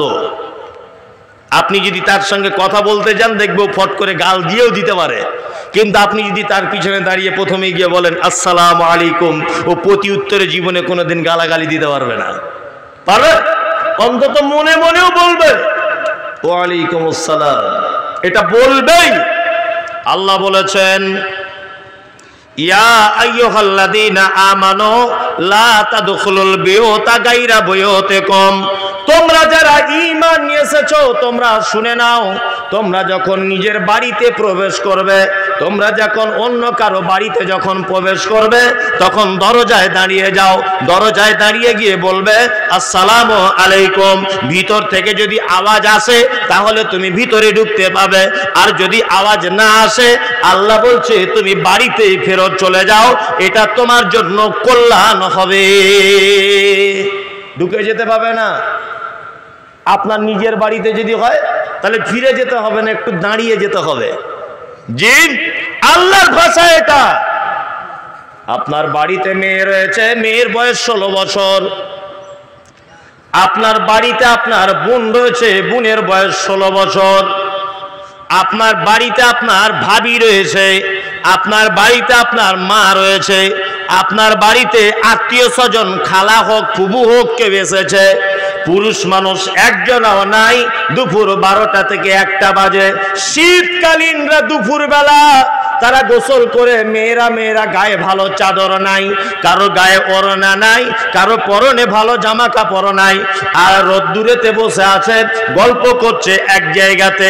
একজন আরেকজনের মাথাতে তেল লাগিয়ে দিচ্ছে, একজন আরেকজনের মাথাতে উকুন দেখে দিচ্ছে। এইরকম হঠাৎ করে যদি আপনি দরজার ভিতরে যদি ঢুকে যান, আপনার বেটিটার বয়স 16 বছর, তার পরনে ভালো কাপড় নাই, পুরুষ মানুষ কেউ নেই বলে আপনার বেটি আপনার আপনাকে দেখে লজ্জায় পড়ে যাবে, আপনার বোন আপনাকে দেখে লজ্জায় পড়ে যাবে, আপনার মা আপনাকে দেখে লজ্জায় পড়ে যাবে, আপনার আত্মীয় আপনাকে দেখে লজ্জায় পড়ে যাবে। ওই জন্য আল্লাহ বলেছেন লা তাদখুলুল বুয়ুতা গায়রা বুয়ুতিকুম, তোমরা যখন ঘরে প্রবেশ করবে নিজের ঘরে হোক অন্যজনের ঘরে হোক দরজায় দাঁড়িয়ে বলবে আসসালামু আলাইকুম। তোমার ভিতর থেকে যদি সালামের জবাব আসে তুমি দরজা খুলে ঢুকতে পেরে যাবে, আর যদি না আসে তাহলে তুমি বাড়ি চলে যাবে ঘুরে। এটা তোমার জন্য কল্যাণ হবে, এটা তোমার জন্য উত্তম হবে। সালাম বেশি বেশি করে দিবেন। আল্লাহ নবী সাল্লাল্লাহু আলাইহি ওয়াসাল্লাম বলেছেন কত ডিফারেন্সে সালাম দিব না, একটা গাছ এপার ওপার হয়ে গেলে আবার বলো আসসালামু আলাইকুম। কি বলছি বুঝতে পারছেন না? দুই, ওয়ায়াদাতুল মারিজ। আল্লাহ নবী সাল্লাল্লাহু আলাইহি ওয়াসাল্লাম দ্বিতীয় ভালো কাজ বলছেন অসুস্থ মানুষকে দেখতে যাও। এটা আমাদের সমাজে আছে, তবে এটা বৈষম্য ভেদে আছে। বৈষম্য বুঝেন? জি, এটা একটা সামাজিক প্রথাটা আমাদের এমনভাবে চালু হয়েছে যেটা এখন বলতে গেলে বিস্তারিতভাবে বলতে হবে। বিস্তারিত না হলেও আমি একটু আপনাকে ভাবানোর চেষ্টা করছি। এই যে রুগী দেখতে যাওয়া, সর্বপ্রথমের নেকিটা কত এটা আমি বলে দিই। আল্লাহ নবী সাল্লাল্লাহু আলাইহি ওয়াসাল্লাম বলছেন কোন মানুষ যদি সন্ধ্যাবেলাতে কোনো অসুস্থ মানুষকে যদি দেখতে যায় তাহলে ফজরের সময় পর্যন্ত আসমানের ফেরেশতারা যে দেখতে গেছে তার জন্য দোয়া করে যে আল্লাহ ওকে আগে তুমি সুস্থ করো, তারপরে রুগীকে সুস্থ করো। কি বলছি বুঝতে পারছেন না? আমি মুমতাজুল ইসলাম দোয়া করলে কবুল হতেও পারে নাও পারে, তাই না? কবুল হতেও পারে নাও পারে। আসমানের ফেরেশতারা দোয়া করবে, এটা এক। দুই, আল্লাহ নবী সাল্লাল্লাহু আলাইহি ওয়াসাল্লাম বলেছেন কোন অসুস্থ মানুষকে তুমি যদি দেখতে যাও তার মাথাতে হাত দিয়ে বলবে লা বাসা তাহুরুন ইনশাআল্লাহ, ভাই তুমি টেনশন করো না, আল্লাহ তোমাকে সুস্থ করে দেবে। কোন ডাক্তার দেখাচ্ছ? না অভিষেক বন্দ্যোপাধ্যায়কে দেখাচ্ছি মালদার। এই ওই ডাক্তার দেখিও না, তুমি শ্যামল মুখার্জিকে দেখাও, ওই আমাদের ভালুকা রোডে বসে, ওই ডাক্তারটা খুব ভালো। এই পরামর্শটা শুধু একবার দিয়ে আসবেন। আল্লাহ নবী সাল্লাল্লাহু আলাইহি ওয়াসাল্লাম বলেছেন যতক্ষণ সে রুগীর গায়ে হাত দিল, যতক্ষণ সে রুগীর মাথাতে হাত দিয়ে এই দোয়া পাঠ করলো লা বাসা তাহুরুন ইনশাআল্লাহ, ততক্ষণ যেন ওই লোকটা জান্নাতের ফল যেন পাড়তে থাকলো, মানে সে ততক্ষণ জান্নাতের ভিতরে থাকলো। ইনশাআল্লাহ আমরা অসুস্থ মানুষদেরকে দেখতে যাওয়ার চেষ্টা করবো ইনশাআল্লাহ। গ্রামের মোড়ল অসুস্থ হয়েছে, ধনী মানুষকে অসুস্থ হয়েছে, প্রধান বাবু অসুস্থ হয়েছে, দেখবেন তার বাড়িতে সবাই দেখতে যায়। ধনী মানুষ গেলে হয়তো একটা ইন্দিরা আবাসনের ঘর পাইয়ে দিতে পারে, ওই জন্য আপেল আঙ্গুর বেদানার যতই দাম হোক নিয়ে চলে যাবে তার বাড়িতে। নেতা গোছের মানুষ এই কারণে। আপনাকে এবার একটা কথা বলছি, এই কথাটা শুনে অনেকজনেরই সহ্য হবে না, তবে সহ্য না করারও কিছু নেই, সহ্য করতেও হবে। যেমন আপনাকে একটা কথা বলছি, খুব ভেবেচিন্তে উত্তর দিবেন তো। আমাদের পাড়া প্রতিবেশীতে যারা একটু প্রভাবশালী মানুষ, শিক্ষায় বলুন, অর্থে বলুন, আর বংশে বলুন, জমি জায়গায় বলুন, যে কোনোভাবে একটু ধনী মানুষ আর কি, বড় মাপের মানুষ, এরাও এখন কোনো বিপদে পড়ে যায়, সব মানুষ দেখবেন এদের গিয়ে সাপোর্ট করে, করে না? করে। আচ্ছা, আপনাদের গ্রামে একটা লোক মারা গেল, জীবনে দেখেছেন কোনো হাই স্কুলের হেডমাস্টার, কোনো মাদ্রাসার প্রধান শিক্ষক, বা কোনো হেড মাওলানা, বা গ্রামের একজন চাকরিজীবী লোক, বা গ্রামের একটা লোক বিডিও অফিসার, এইরকম একটা লোক রাতের বেলা কোদাল নিয়ে, রাতের বেলা কুড়ালি নিয়ে কবর খুঁড়তে গেছে জঙ্গলের ভিতরে, দেখেছেন কেউ?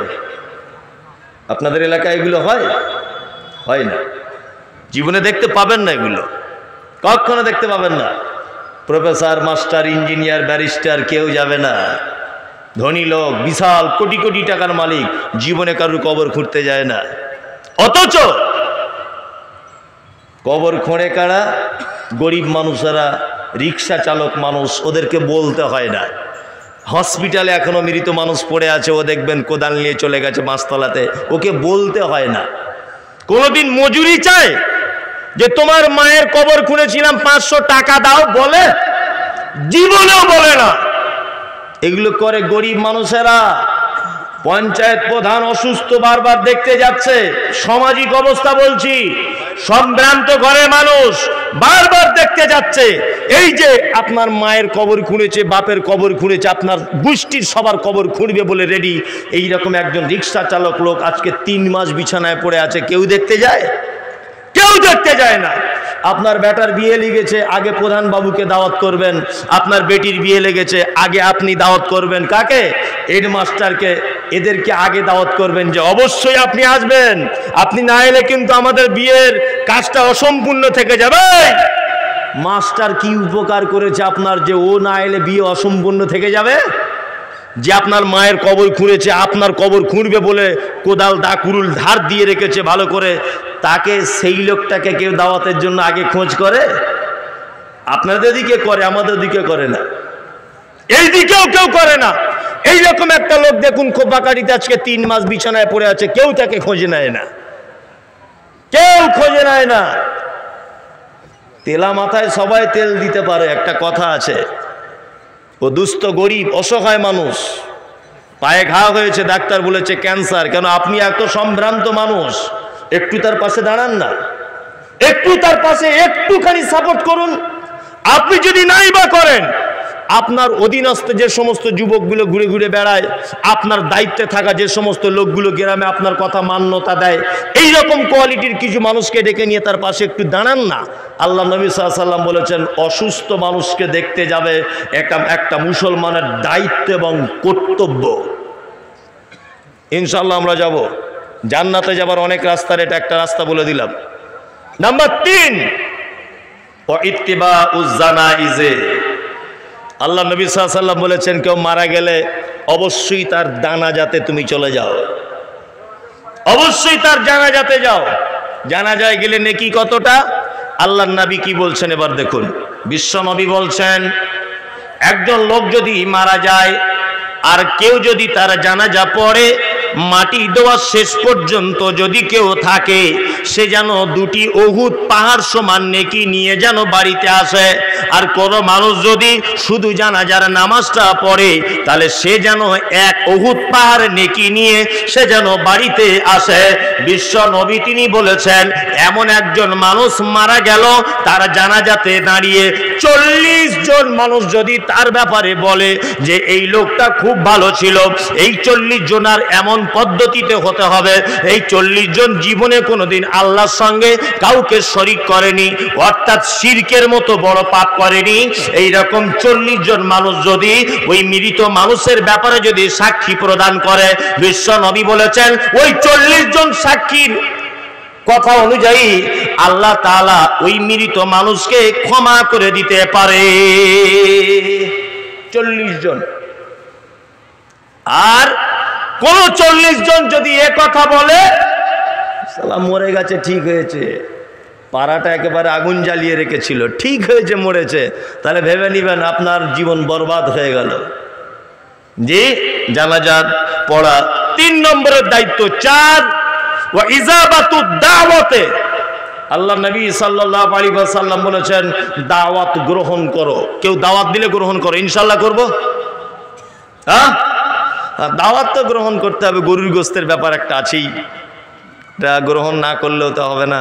অনেক জলসাতে তো দেখছি খাওয়া দাওয়ার ব্যবস্থা, জলসাতে লোক নাই, কোথাও কিছু নাই, আদায় শুরু হচ্ছে, লোকগুলো পট পট পট পট উঠে সব পালিয়ে চলে যাচ্ছে। কিন্তু খাওয়ার প্যান্ডেলের ওখানে বাবা গ্রিল মানে গেট ভেঙে ফেলছে লড়িয়ে। এইরকম কি দাওয়াত খাওয়ার পদ্ধতি? জি, এটা কি আপনার চরিত্রে এরকম হওয়া দরকার? কখনোই নয়। আল্লাহ নবী সাল্লাল্লাহু আলাইহি ওয়াসাল্লাম বলেছেন, তোমাকে যদি কেউ দাওয়াত করে অবশ্যই তুমি বৈধ দাওয়াত গ্রহণ করো, তবে সব দাওয়াত কিন্তু বৈধ নয়।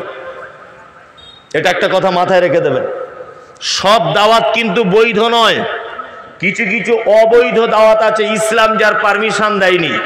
এইরকম দাওয়াত যদি দুটো একটা বলে দেয়, ইনশাল্লাহ আপনারা যাবেন না তো? যাবেন না? কই কার কার ইমান চাঙ্গা আছে দেখি তো একবার, কার কার? দেখুন খুব হুঁশিয়ারি করে হাত তুলিয়েন। হটাপটা করে তুলে দিয়ে না, লাস্টে মানতে পারবেন না, বিপদের শেষ থাকবে না। জি বুঝলেন? এই মালদা জেলাতে এটা হয়, ওই যে চামড়া কাটার অনুষ্ঠান করে, কি বলে মোচনমানি না কি বলে ওটা হয়। এখানে কোনো আলেম আছেন? ইসলাম পারমিশন দিয়েছে? এটা ইসলাম পারমিশন দিয়েছে? সামান্য একটা চামড়া প্যান্টটা খুলে কেটে দিবে, এর জন্য আবার ঢং করে অনুষ্ঠান করছে। মানে ওর টাকা আছে বলে ও ভেবেছে ধর্ম আমার মতো করে চলবে। কি বলছি বুঝতে পারছেন না? সামান্য চামড়া কাটতে যদি তোমার ব্যাটার এত বড় অনুষ্ঠান করা লাগে, তো আরো তো অনেক কিছু কাটতে বাকি রয়েছে। কি আশ্চর্য ব্যাপার! এটা ইসলাম পারমিশন দেয় না, এই অনুষ্ঠান করা যাবে না, এটা ইসলামে একেবারে অবৈধ, চলবে না।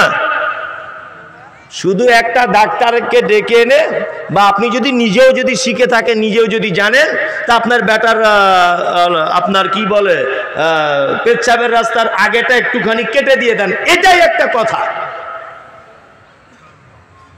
আবার নানি দাদিকে ডেকে এনে ডিম সিদ্ধ করে বড় বড় রসগোল্লা দিয়ে মুখে দিয়ে কেউ টাকা দিচ্ছে, কেউ পান খাওয়াচ্ছে, কেউ ইয়ার কি করছে, কেউ ফচকে মুখ করছে, এগুলো হচ্ছে না? এক এক জায়গায় এক এক রকমের হয় না? হয়। এটা ইসলামে নিষিদ্ধ। নাম্বার 2,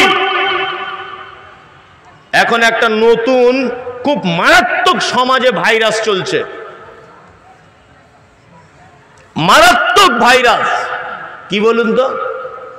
আপনাদের দিকে জানি না হয় কি, আমাদের ওদিকে ব্যাপক হারে চলছে। সেটা হচ্ছে এই, আমার বেটি আমি বিয়ে দিলাম, আমার বেটির পেটে বাচ্চা চলে এসেছে। সাধারণত মেয়েরা দেখবেন বাচ্চা হতে প্রথম বাচ্চা মায়ের বাড়িতেই আসে, তাই না? বাচ্চা হয়ে গেল, 40 দিন 41 দিন পার হয়ে গেল, বেটার বাপ লোক পাঠাচ্ছে ওর বহুমাকে আর ওর পোতাকে নিতে 30 জন। এরকম প্রথা আপনাদের দিকে আছে? নাই? নাই, আমাদের ওদিকে খুবই আছে। এগুলো জুলুম করা ছাড়া আর কিছু নয়। আছে? বলছে পোতাকে বাড়ি আনতে যেতে হবে, এক টাটা সুমো গাড়ি, এক স্করপিও গাড়ি চলে যাচ্ছে, গিয়ে ঘং করে বাড়ি নিয়ে চলে আসছে। আপনাদের দিকেও মনে হয় আছে? আছে না? আছে। হয়তো 30 জন যায় না, 2, 4 জন 5 জনও যায়। আর একটা প্রথা বলে দিই।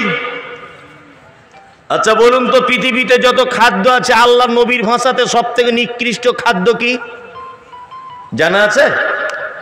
আপনি জানা থাকলে এটাই বলবেন যে শুকরের মাংস হবে, বা কুকুরের গোস্ত হবে, বা যেটা ইসলামে নিষিদ্ধ এইটাই হচ্ছে নিকৃষ্ট খাদ্য। মদ হতে পারে, এটা নিকৃষ্ট খাদ্য? জি না।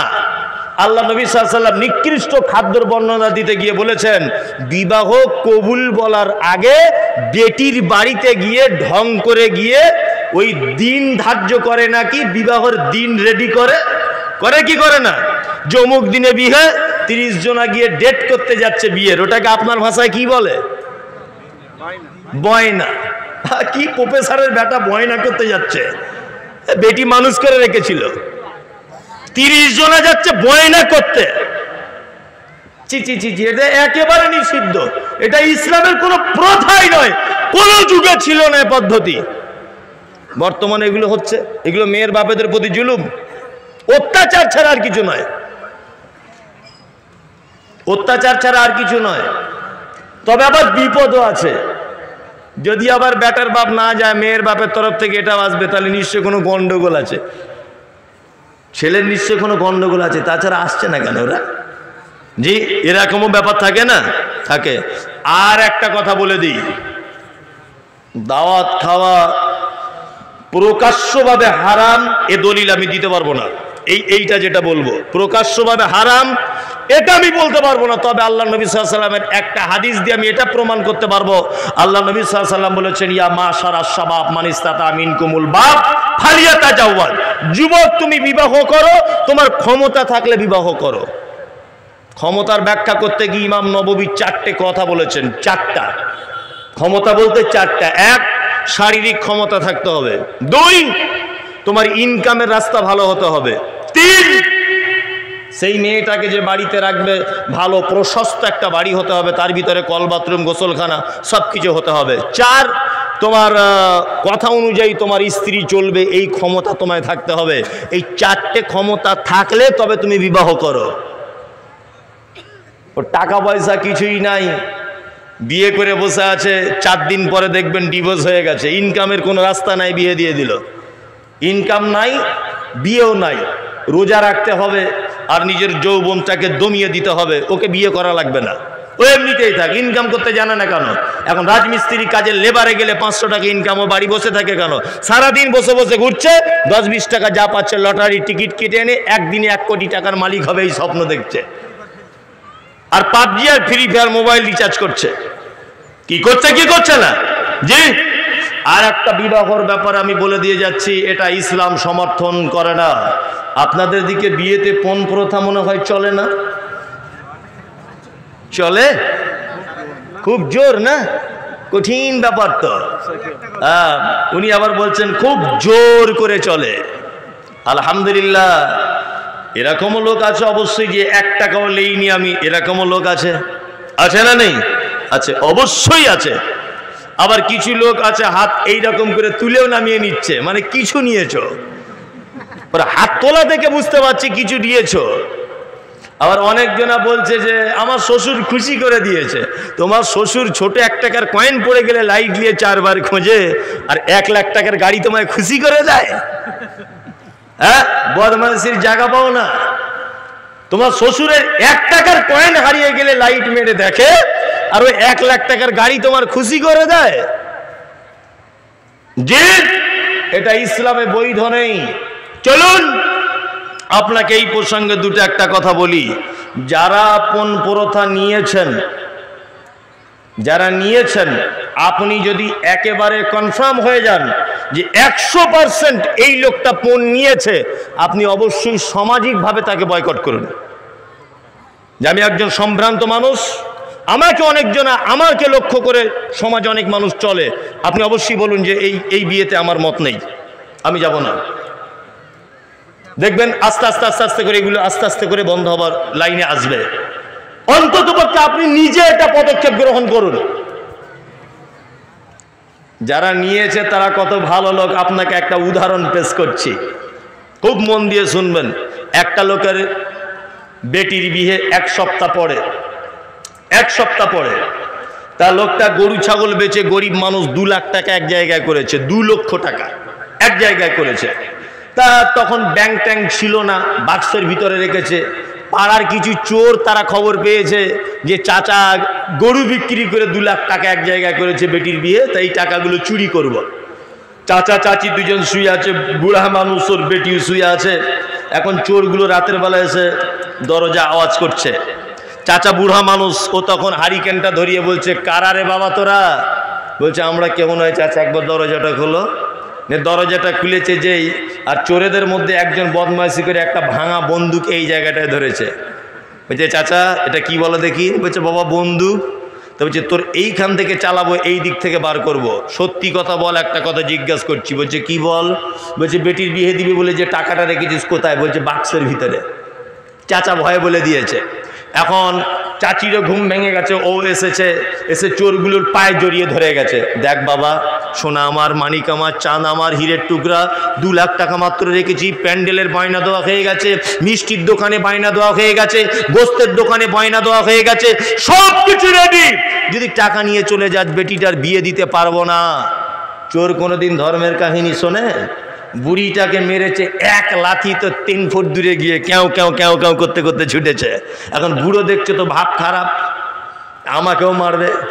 তখন বুড়ো বাক্স থেকে 2 লাখ টাকা বার করে আর ঘুমন্ত অবস্থা ওর বেটিটাকে তুলে এনে চোরেদের হাতে দিয়ে বলছে, যা যা বেটিটাকেও নিয়ে চলে যা। টাকাই যদি না থাকে তাহলে বেটি আর বিয়ে দিব কি করে? যা বেটিটাকে নিয়ে ওই দিকে গিয়ে কোনো জায়গায় জমিতে গিয়ে কেটে পিস পিস করে ফেলে দে। যা, বেটি আর আমার চাই না, তোর জন্য আমার গরু গেল, তোর জন্য আমার জমি গেল, এখন আবার যে টাকাটা জোগাড় করেছি এটাও যাবার পথে, তা তুইও চলে যা।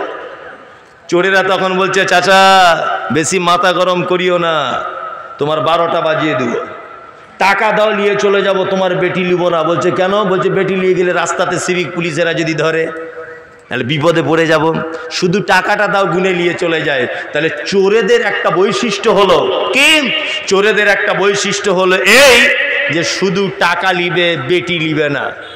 আর বর্তমানে কিছু বেটার বাপের বৈশিষ্ট্য হলো এই যে বেটিও নিবে টাকাও নিবে। তাহলে বলুন তো চোর ভালো না বেটার বাপেরা ভালো? কারা ভালো? চোর ভালো।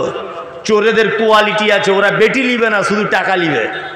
আর এত বড় হারাম করে এর কোনো কোয়ালিটিই নাই, এর কোনো কোয়ালিটিই নাই। এর টাকাও নিবে বেটিও নিবে।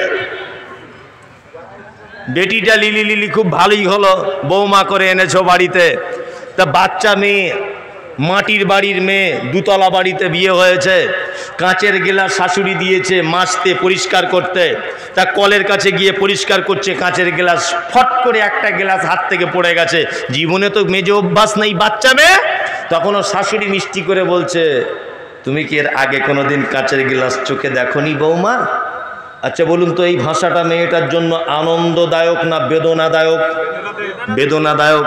বাচ্চা মেয়ে বারবার দুতলার উপরে উঠছে আর নামছে, দুতলা দেখেছে স্বামীর দুতলা, বারবার উঠছে আর নামছে, বারবার উঠছে আর নামছে। শ্বশুর তখন মিষ্টি করে বলছে, এর আগে কি জীবনে কখনো দুতলা বাড়িতে ওঠোনি? যে নিজের বেটি এইরকম 50টা গ্লাস ভেঙে পরে সংসার করতে গেছে তখন ক্ষমা, আর পরের বেটি একটা গ্লাস ভেঙে দিয়েছে তখন বলছে তুমি কি জীবনে কাঁচের গ্লাস চোখে দেখোনি বৌমা? এই কথা বলতে হয় কেন? হ্যাঁ, এই কথা বলতে হয় কেন?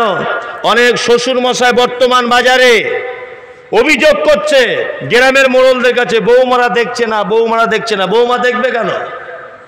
বৌমা দেখবে কেন? আপনি দেখার উপযুক্ত কিনা সেটাকে নিজেকে রেডি করুন, নিজেকে রেডি করুন। বৌমা ভালোবাসে না?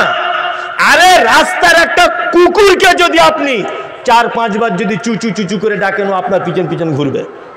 একটা কুকুরকে যদি ডাকেন, আপনার বৌমা তো কুকুর নয়, আপনার বৌমা তো একজন জ্ঞান সম্পূর্ণ মহিলা, ও তো কম বেশি লেখাপড়া জানে।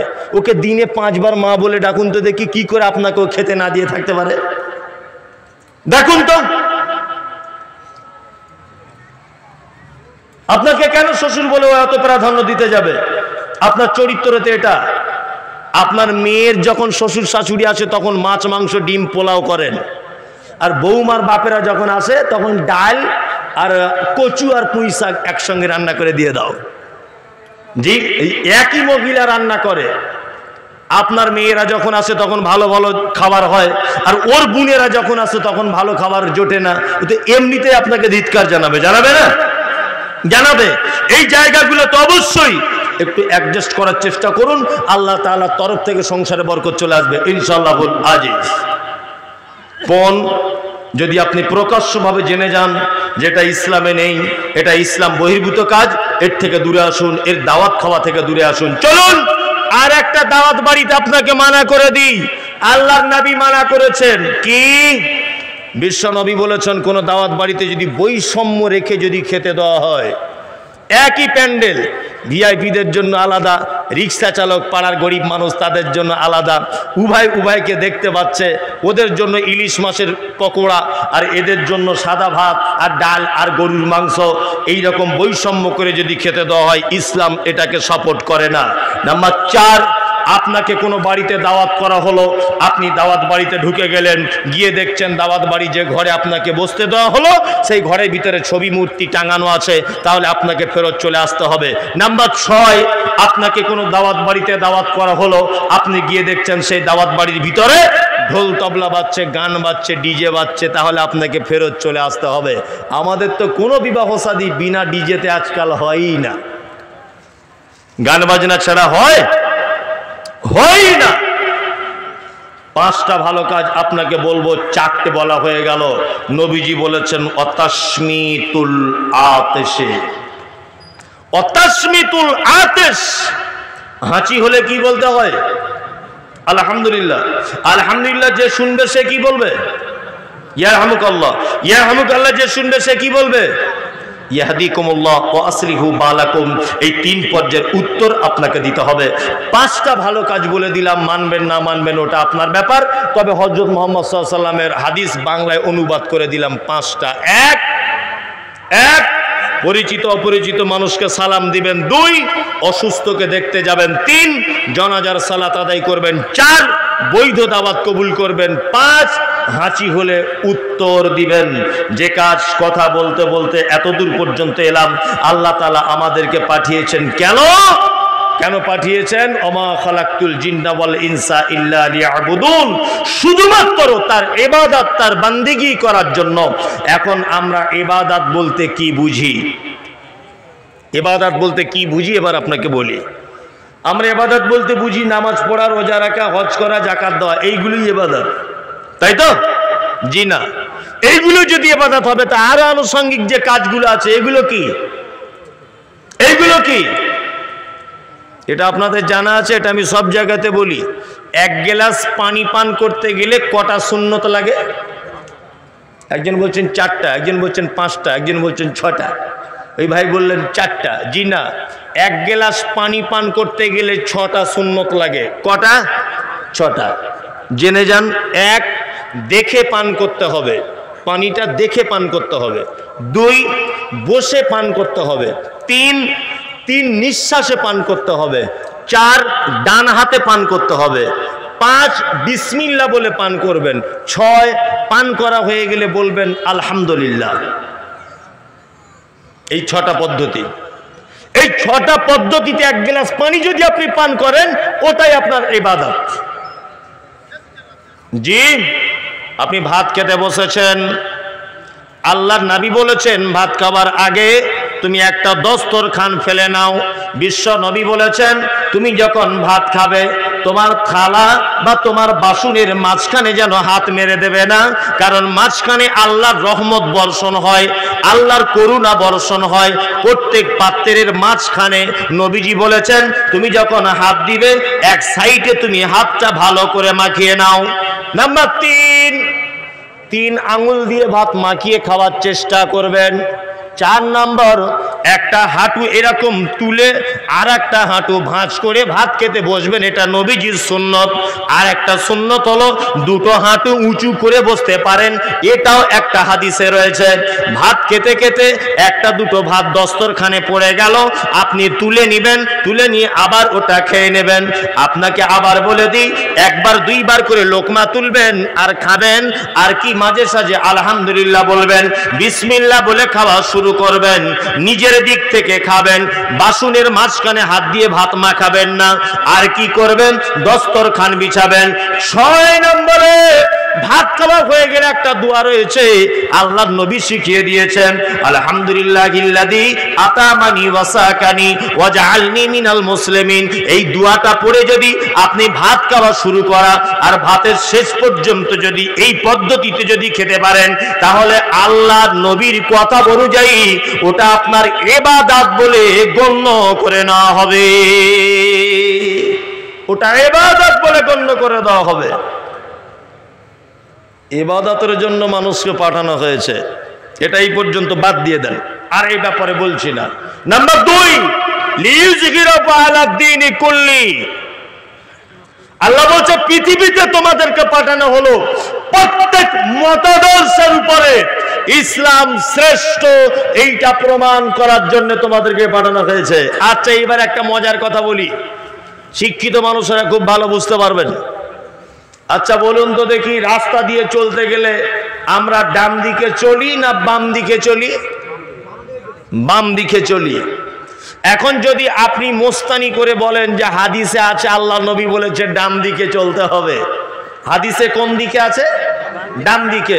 তাহলে আপনি যে চলেন বাম দিকে, আপনি যদি এখানে একটা মোটরসাইকেল নিয়ে ন্যাশনাল রোডে যদি বলেন আমি এখন হাদিস মানবো ডান দিকে যাব, আপনি যদি অ্যাক্সিডেন্ট হয়ে যান, তাহলে সরকার বা গাড়ি ইন্স্যুরেন্স কোম্পানি বা পাবলিক কেউ আপনার সাপোর্ট করবে? কেউ সাপোর্ট করবে না। তাহলে এইখানে ইসলাম শ্রেষ্ঠ, ইসলামের মতাদর্শ সর্ব উন্নত মানের, এটা আপনি কি করে পদক্ষেপ নেবেন? এটা কি সম্ভব এই সিচুয়েশনের মধ্যে? একদমই সম্ভব নয়, একদমই সম্ভব নয়। আমার দেশের গ্রাম্য পঞ্চায়েত থেকে দেশের রাষ্ট্রপতি পর্যন্ত প্রতিটা মানুষ কোরআন হাদিসের বিপক্ষে। বিপক্ষে নয়, তাহলে আপনি এইখানে কি করে হাদিস কোরআন শ্রেষ্ঠ এটা প্রমাণ করবেন? এটা সম্ভব? সম্ভব নয়। এখন একটা জিনিসের মাধ্যমে আপনাকে প্রমাণ করতে হবে, আমি যা গবেষণা করে পাচ্ছি অল্প বিদ্যাতে, একটা জিনিসের মাধ্যমে আপনাকে কি করতে হবে? ইসলামকে কায়েম করতে হবে। সেটা হচ্ছে এই আপনার বডিটাকে দিয়ে। আপনার বডি, যদি বলছেন বডিটা কেমন করে, আপনাকে ইসলাম কায়েম করতে গেলে একটা পদ্ধতি বলে দিচ্ছে, শুনে নেন। বিডিও অফিসে সবাই লাইন দিয়ে দাঁড়িয়ে আছে, সবাই চৈত্র মাসের প্রখর রোদ্দুর, সবাই যখন পানি পিপাসা লাগছে দাঁড়িয়ে ধক ধক ধক ধক ধক ধক করে বোতল নিয়ে পানি পান করছে। আপনি তাড়াতাড়ি করে, আপনার যখন পিপাসা লেগে যাবে, এক বোতল পানি নিয়ে সাইডে গিয়ে একটু বসে 3 নিঃশ্বাসে পানিটা পান করুন। আর একজনের মনে প্রশ্ন জেগে যাবে এটা, যে এতগুলো মানুষ দাঁড়িয়ে দাঁড়িয়ে পান করলো, আব্দুল্লাহ ভাই তুমি কেন বসে পান করলে? তখনই আপনি বলুন, এই পান করার কথা বলেছেন বিশ্বনবী মুহাম্মদ সাল্লাল্লাহু আলাইহি ওয়াসাল্লাম। তাহলে একটা সুন্নত প্রতিষ্ঠিত করা আপনার বডিকে দিয়ে আপনি শুরু করুন, আপনার বডিটাকে দিয়ে। নাম্বার 2, আল্লাহ সুবহানাহু ওয়া তাআলা বলছেন লিইউযহিরু আলাদ দীনি কুল্লি, পৃথিবীর সমস্ত ভ্রান্ত মতবাদ থেকে ইসলামের কোরআন এবং হাদিস সত্য, এটা প্রমাণ করে দিতে হবে। আমি মুমতাজুল ইসলাম এটা প্রমাণ করতে গিয়ে এখন বাড়ি ঢুকতে পারছি না, বুঝলেন না? বাড়ি ঢুকতে পারছি না। শুধু একটা জায়গাতে আমার মিস্টেক, যেটা যদিও সত্য কথা, সেটা হচ্ছে এই ভাষাগুলো যদি আমাকে কোনো হিন্দু ভাই বলতেন মেনে নেওয়া যেত।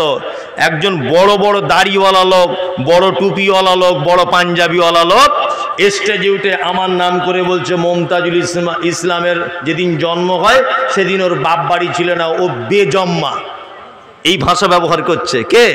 একজন হুজুর। হুজুরের আমি এটাই বিরোধিতা করেছি। হুজুর বলছিলেন বক্তব্য রাখতে রাখতে এই কথা, যে আল্লাহ নবী সাল্লাল্লাহু আলাইহি ওয়াসাল্লাম ফুরফুরা শরীফে নাকি এসেছিলেন। আমি বলেছি এটা একদমই মিথ্যা কথা, হতে পারে না। আল্লাহ নবী ফুরফুরা শরীফে আসতে যাবে কেন? এই কথাটা মাত্র আমার অপরাধ, এইটা আমার অপরাধ।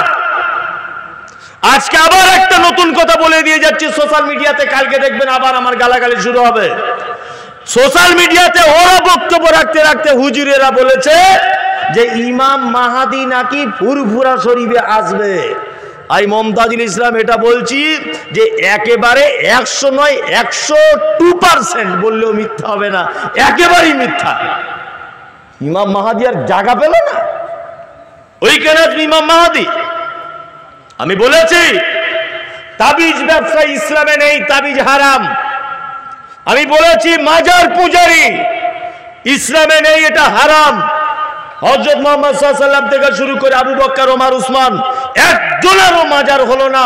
পৃথিবীতে যদি মাজারের যদি পদ্ধতি থাকবে, পৃথিবীর সবথেকে দামি মানুষের নাম কি? মুহাম্মদ সাল্লাল্লাহু আলাইহি ওয়াসাল্লাম। পৃথিবীর সবথেকে বড় মানুষ মক্কা থেকে ঘুরে এসেছেন। প্রিন্সিপাল সাহেবকে একবার জিজ্ঞাসা করে বলুন যে আপনাকে ওখানে পুলিশ দাঁড়াতে দিয়েছিল? একদমই দাঁড়াতে দেয় না। নবীর কবরের পাশে দাঁড়াতে দেয় না। আর হুজুর বলছে আমাদের কবরের সাইডে এসো, যে শুধু ধূপ জ্বালাও, শুধু ধূপ জ্বালাও।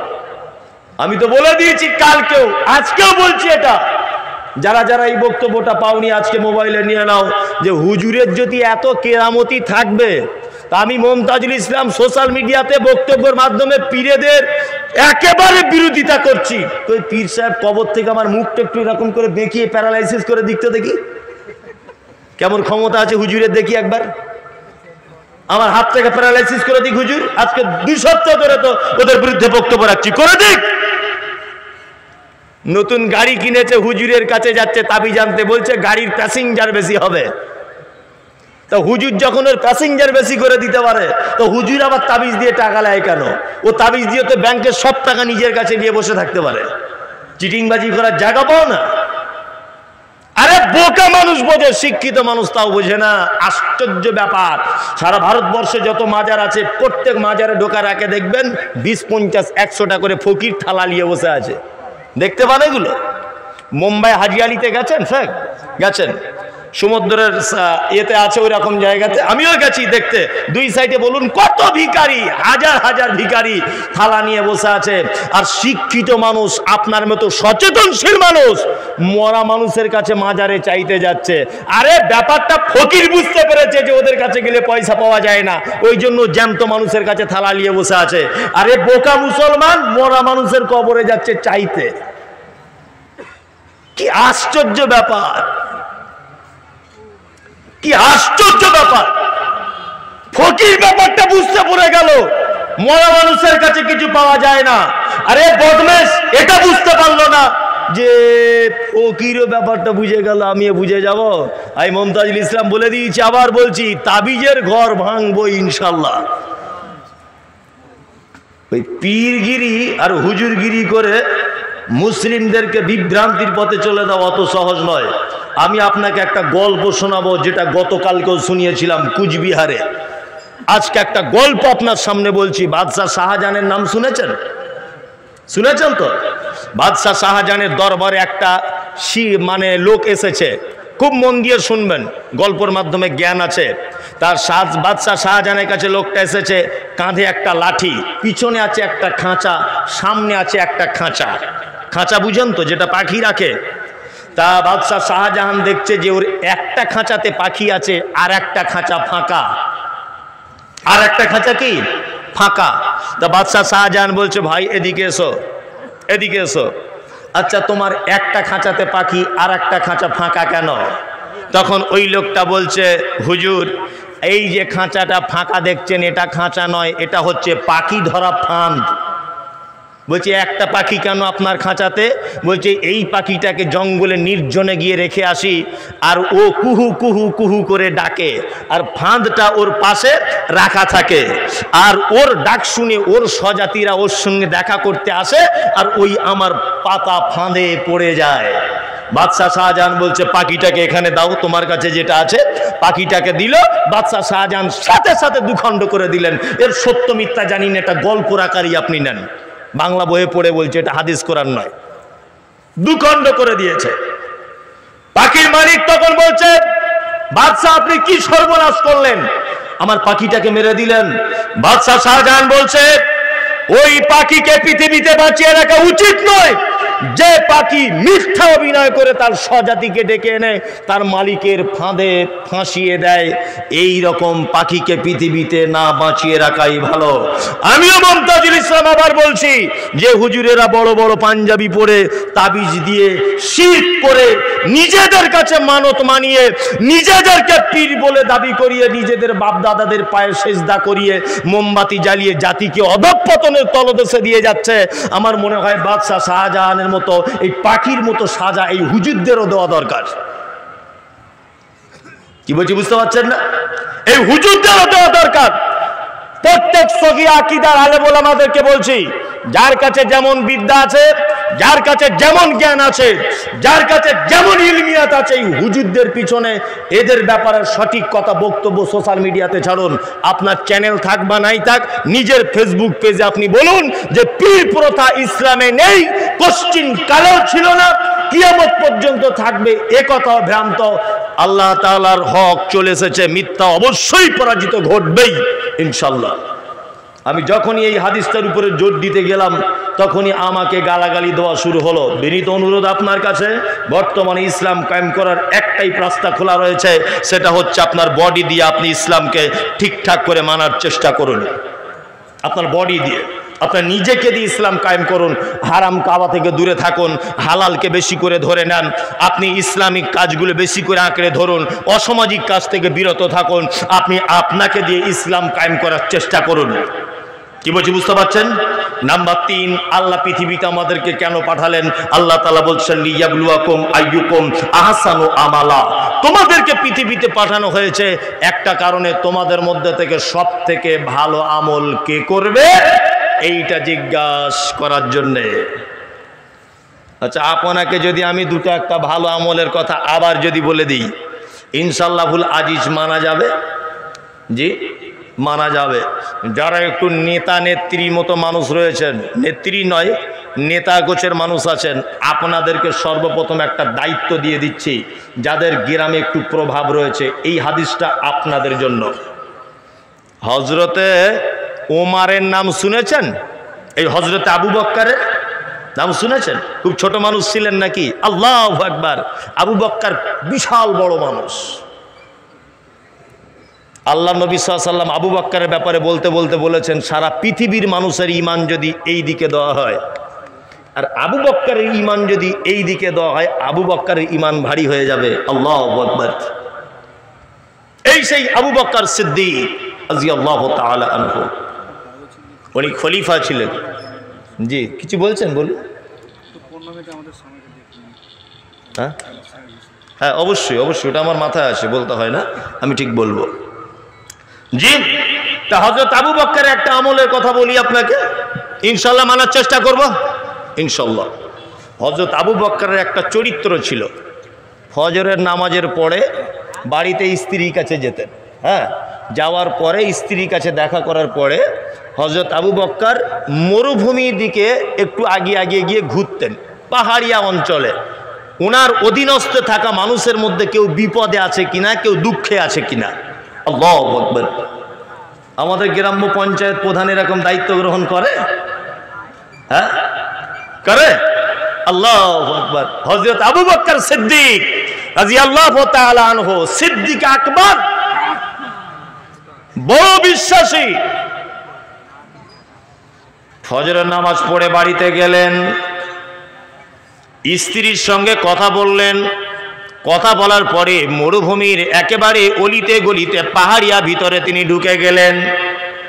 একদিন দেখলেন হযরতে ওমর, 2 দিন দেখলেন হযরতে ওমর, 3 দিনের দিন হযরত ওমর ভাবছে কি ব্যাপার, হযরতে আবু বক্কর কেন প্রতিদিন ফজরের নামাজ পড়ে এই দিকে ওই দিকে চলে যায়, ব্যাপারটা একটু দেখার আছে। হযরত ওমর বলছেন, আমি একদিন হযরতে আবু বক্করের পিছনে পিছনে গেলাম, যেতে যেতে দেখলাম যে হযরতে আবু বক্কর সিদ্দিক রাদিয়াল্লাহু তাআলা আনহু তিনি একটা ফাঁকা জায়গাতে একটা তাঁবু টাঙানো রয়েছে, ওই তাঁবুর ভিতরে যেতে আস্তে করে ঢুকে গেলেন। আমি লুকিয়ে থাকলাম। অনেকক্ষণ পরে আবু বক্করকে দেখলাম খালি হাতে ঢুকেছে, কিন্তু যখন বার হচ্ছে তখন দেখলাম হাতে একটা থলে, একটা ব্যাগ রয়েছে। আমি আস্তে আস্তে করে যেতে লাগলাম, আবু বক্কর ওই তাঁবু থেকে বার হয়ে যেন আগে চলে যেতে লাগলো। আমিও আস্তে আস্তে পিছনে গিয়ে ওই তাঁবুর ভিতরে প্রবেশ করলাম। তাঁবুর ভিতরে দেখলাম একজন বৃদ্ধা মহিলা, চোখে অন্ধ, 2 চোখে দেখতে পায় না, 2 চোখে দেখতে পায় না, একজন মহিলা রয়েছে।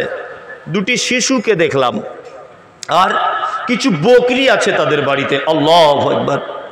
হযরত ওমরকে জিজ্ঞাসা করছেন, মা তোমাদের বাড়িতে কেউ নেই? বলছে, না আমাদের বাড়িতে কেউ নেই। বলছে, বকরির দুধগুলো কে দহন করে? বলছে, তার নাম জানি না, একজন পথিক প্রত্যেক দিন ফজরের পরে আসে, সে আমাদের বকরিগুলোর দুধ দহন করে দেয়, আর আমি কাপড়ে যা পেচ্ছাপ পায়খানা যা কিছু করি, নোংরা করি, ওই লোকটা এসে ভালো করে ধুয়ে দেয়, আর না আমাদের বাচ্চাগুলোর জন্য রান্না বান্না করে দেয়, আর আমাদের বাড়ি থেকে চলে যাওয়ার সময়তে বাড়ি ঘরদোর ভালো করে ধুয়ে মুছে পুছে পরিষ্কার করে আবর্জনাগুলো ব্যাগে নিয়ে ওই দূরের দিকে ফেলে দিয়ে আসে। হযরত ওমর বলছেন, মা তুমি কি ওই লোকটাকে চেনো? ওই লোকটাকে চেনো? বলছে, না আমি চিনি না, ও তোমারই মতো একজন পথিক, তোমারই মতো একজন পথিক। কে? হযরতে আবু বক্কর সিদ্দিক, মদিনার মুখ্যমন্ত্রী। তখন মুখ্যমন্ত্রীর চরিত্র দেখুন। আল্লাহু আকবার। হযরত ওমর বললেন, নামাজের পরে হযরতে আবু বক্করকে ডেকে বলছেন, আমিরুল মুমিনিন, বড় দুঃখের সঙ্গে আপনাকে একটা কথা বলতে চাই, সেটা হলো এই, আপনি এমন এক কঠিন কাজ করেন, আপনার পরে যে দায়িত্ব আসবে তার উপরে বড় কঠিন হবে। হযরত আবু বক্কর বললেন, কি এমন কাজ ওমর, বলো তো আমাকে। হযরত ওমর বলছেন, আমিরুল মুমিনিন, ফজরের নামাজের পরে আপনি প্রতিদিন কোথায় যান বলুন? হযরত আবু বকর বললেন, একটা বাড়িতে যাই, তার স্বামী নাই, দুই চোখে অন্ধ একজন মহিলা, পরনে ভালো জামা কাপড় নাই, দুটো শিশু রয়েছে তাদের বাড়িতে রয়েছে বকরি, তাদের দুধগুলো দহন করি, বাচ্চাগুলো রান্না বান্না করি, আর ওই বৃদ্ধা মহিলার সে পেচ্ছাপ পায়খানা নোংরা যা করে সব পরিষ্কার করি। হযরত ওমর বলছেন, আমিরুল মুমিনিন, আপনার পরে যে দায়িত্বে থাকবে তার জন্য তো বড় কঠিন হয়ে যাবে। হযরত আবু বকর কাঁদতে কাঁদতে বলছেন, ওমর শুনে রেখে দাও, আমার অধীনস্থে থাকা লোকেদের ভিতরে একটা লোক যদি না খেয়ে যদি মারা যায় মদিনাতে, একটা লোক যদি বিনা পরিষেবাতে যদি মারা যায়, আমাকে যদি কিয়ামতের দিন আল্লাহ বলে, আবু বকর তুমি দায়িত্ব ছিলে মদিনার, আর ওই অন্ধ মহিলাটা ওই তাঁবুর ভিতরে না খেয়ে মারা গেছে, আমি আবু বকর আল্লাহর দরবারে কেমন করে হিসাব দিব? ওই জন্য আমি নিজেকে বাঁচানোর জন্য আমি ওমর প্রতিদিন ওই মহিলাটার নোংরা জামা কাপড়, তাদের রান্না বান্না, তাদের ঘর বাড়ি পরিষ্কার সব কিছু আমি করে দিই, শুধু নিজেকে বাঁচানোর জন্য। আবু বকর ওমর আল্লাহু আকবার কেমন মানুষ ছিলেন। আপনার কাছে বিনীত অনুরোধ, প্রতিবেশী আল্লাহ নবী সাল্লাল্লাহু আলাইহি ওয়াসাল্লাম বলেছেন, মান কানা ইউমিনু বিল্লাহি ওয়াল ইয়াউমিল আখির ফালিয়ুকরিম যায়ফাহু। ও লোক আল্লাহকেও বিশ্বাস করে না, ও কিয়ামতকেও বিশ্বাস করে না, কে সে? ফালিয়ুকরিম যায়ফাহু, যে তার মেহমানের সঙ্গে অসৎ ব্যবহার করে। আল্লাহ নবী সাল্লাল্লাহু আলাইহি ওয়াসাল্লাম বলেছেন, ওমান কানা ইউমিনু বিল্লাহি ওয়াল ইয়াউমিল আখির ফালিয়ুজি জারাহু। ও লোক আল্লাহকেও বিশ্বাস করে না, ও কিয়ামতকেও বিশ্বাস করে না, কে সে? যে তার প্রতিবেশীর সঙ্গে অসৎ ব্যবহার করে। আল্লাহ নবী সাল্লাল্লাহু আলাইহি ওয়াসাল্লাম তৃতীয় বাক্যে বলছেন, ফালিয়াকুল খায়রান আও লাম ইয়াসমুত। ওই লোক আল্লাহকেও বিশ্বাস করে না, ও কিয়ামতকেও বিশ্বাস করে না, কে সে? ফালিয়াকুল খায়রান আও লাম ইয়াসমুত, যার জবান আছে মিষ্টি কথা বলেন অথবা চুপ থাকে। কি বলছি বুঝতে পারছেন? জবান থাকলে মিষ্টি কথা বলবেন, প্রয়োজনীয় কথা বলবেন, না তো চুপচাপ মেরে থাকবেন। জি, কয়েকটা ভালো আমল আপনাদেরকে বলে দিলাম। এইবার একটা কথা বলছি, এটা মাদ্রাসার জলসা, তাই তো? জি, আলহামদুলিল্লাহ ইতিপূর্বে আপনারা অনেক আদায় দিয়েছেন, অনেক ওবায়দুল্লাহ ভাইকে দিয়েছেন অনেক কিছুই। তা আমাকেও বলা হচ্ছে আপনিও কিছু বলুন, তবে এটা আমার খুব বিশ্বাস, আদায়ের কথা বললে 10 মিনিট এই লোকগুলো আর একটাও থাকবে না, সব পালাবে, বুঝলেন না? মানে আদায় একটা এমন ব্যাপার হয়ে গেছে, বললেই মানুষ আর বসতে চায় না। ঠিক, জি, আলহামদুলিল্লাহ সুম্মা আলহামদুলিল্লাহ। যারা এখানে বসে আছেন, মাদ্রাসায় দান করা খুব জরুরি, এই মুহূর্তে খুব জরুরি। আপনাকে আমি একটা সংবাদ দিয়ে যাচ্ছি, ভবিষ্যৎবাণী করছি না, ও করার আমার ক্ষমতা নেই। যা বর্তমান পরিস্থিতি দেখতে পাচ্ছি, মিশনওয়ালারা যা মাথা চাড়া দিয়েছে বা শিক্ষার মান যে হিসাবে বাড়িয়ে চলেছে, এই নিজামিয়া মাদ্রাসাগুলো আর 2-10 বছর পরে টিকবে কিনা সন্দেহ আছে। এর পরে দেখবেন আর দান করার জায়গা খুঁজে পাবেন না। কি বলছি বুঝতে পারছেন? যা টাইম আছে, আল্লাহর ঘর আল্লাহ হেফাজত করবে, ওটা আলাদা বিষয়, ওটা আলাদা প্রসঙ্গ।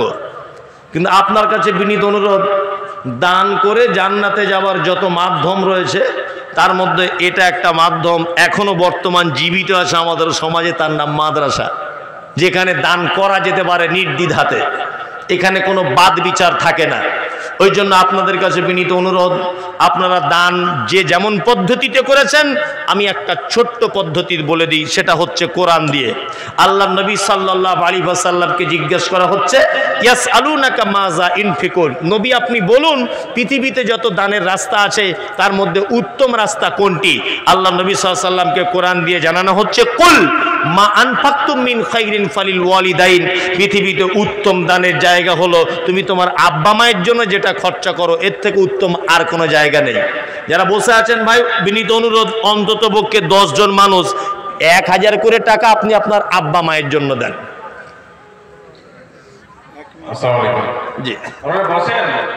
আপনারা শুনেছেন যে আমাদের বক্তা আবু ওবায়দা সাহেব এসে পৌঁছে আছেন। এই ভাই আর 10 মিনিট ম্যাক্সিমাম আছেন, তারপরে পরে আমরা মানুষকে ডেকে নিব। ওনাকে ডেকে স্টেজে বসিয়ে রাখুন, তাছাড়া লোকগুলো পালাবে। আপনারা বসেন, হ্যাঁ, ওনাকে নিয়ে আসুন। মানে ইনফরমেশন করছি, তিনি চলে আসবেন। আর গুছিয়ে বসেন, তিনি মূল্যবান বক্তব্য রাখবেন, শুনবেন। জি শুক্রিয়া। অন্তত পক্ষে আপনারা 500 টাকা যার কাছে যা আছে একটু আমাকে দেন, আমি একটু দোয়া করি, মুসাফির মানুষ। জি অন্তত পক্ষে একটা লোকও বলুন যে আমি 500 টাকা দিব বা 1000 টাকা দিব, এরকম কিছু। আরে যার কাছে যা আছে তাই বা দেন, 200-100 টাকা। জি ওবায়দুল্লাহকে সব দিয়ে দিয়েছে। জি আর যদিও বা কিছু বাকি থাকে তা আমাকে দিবে না, আমার পরে যিনি আছেন হয়তো ওনাকে দিবেন, এরকম হতে পারে। জি যারা যেখানেই আছেন বিনীত অনুরোধ একটু জমে জমে বসে যান। আমার পরেও একজন বক্তা রয়েছেন, উনি আসছেন অলরেডি স্টেজে। একজন বেনামিতে দিলেন, মাশাআল্লাহ, একজন বেনামিতে দিলেন 1000, 2000, 4000 টাকা নাকি কে জানে কত টাকা,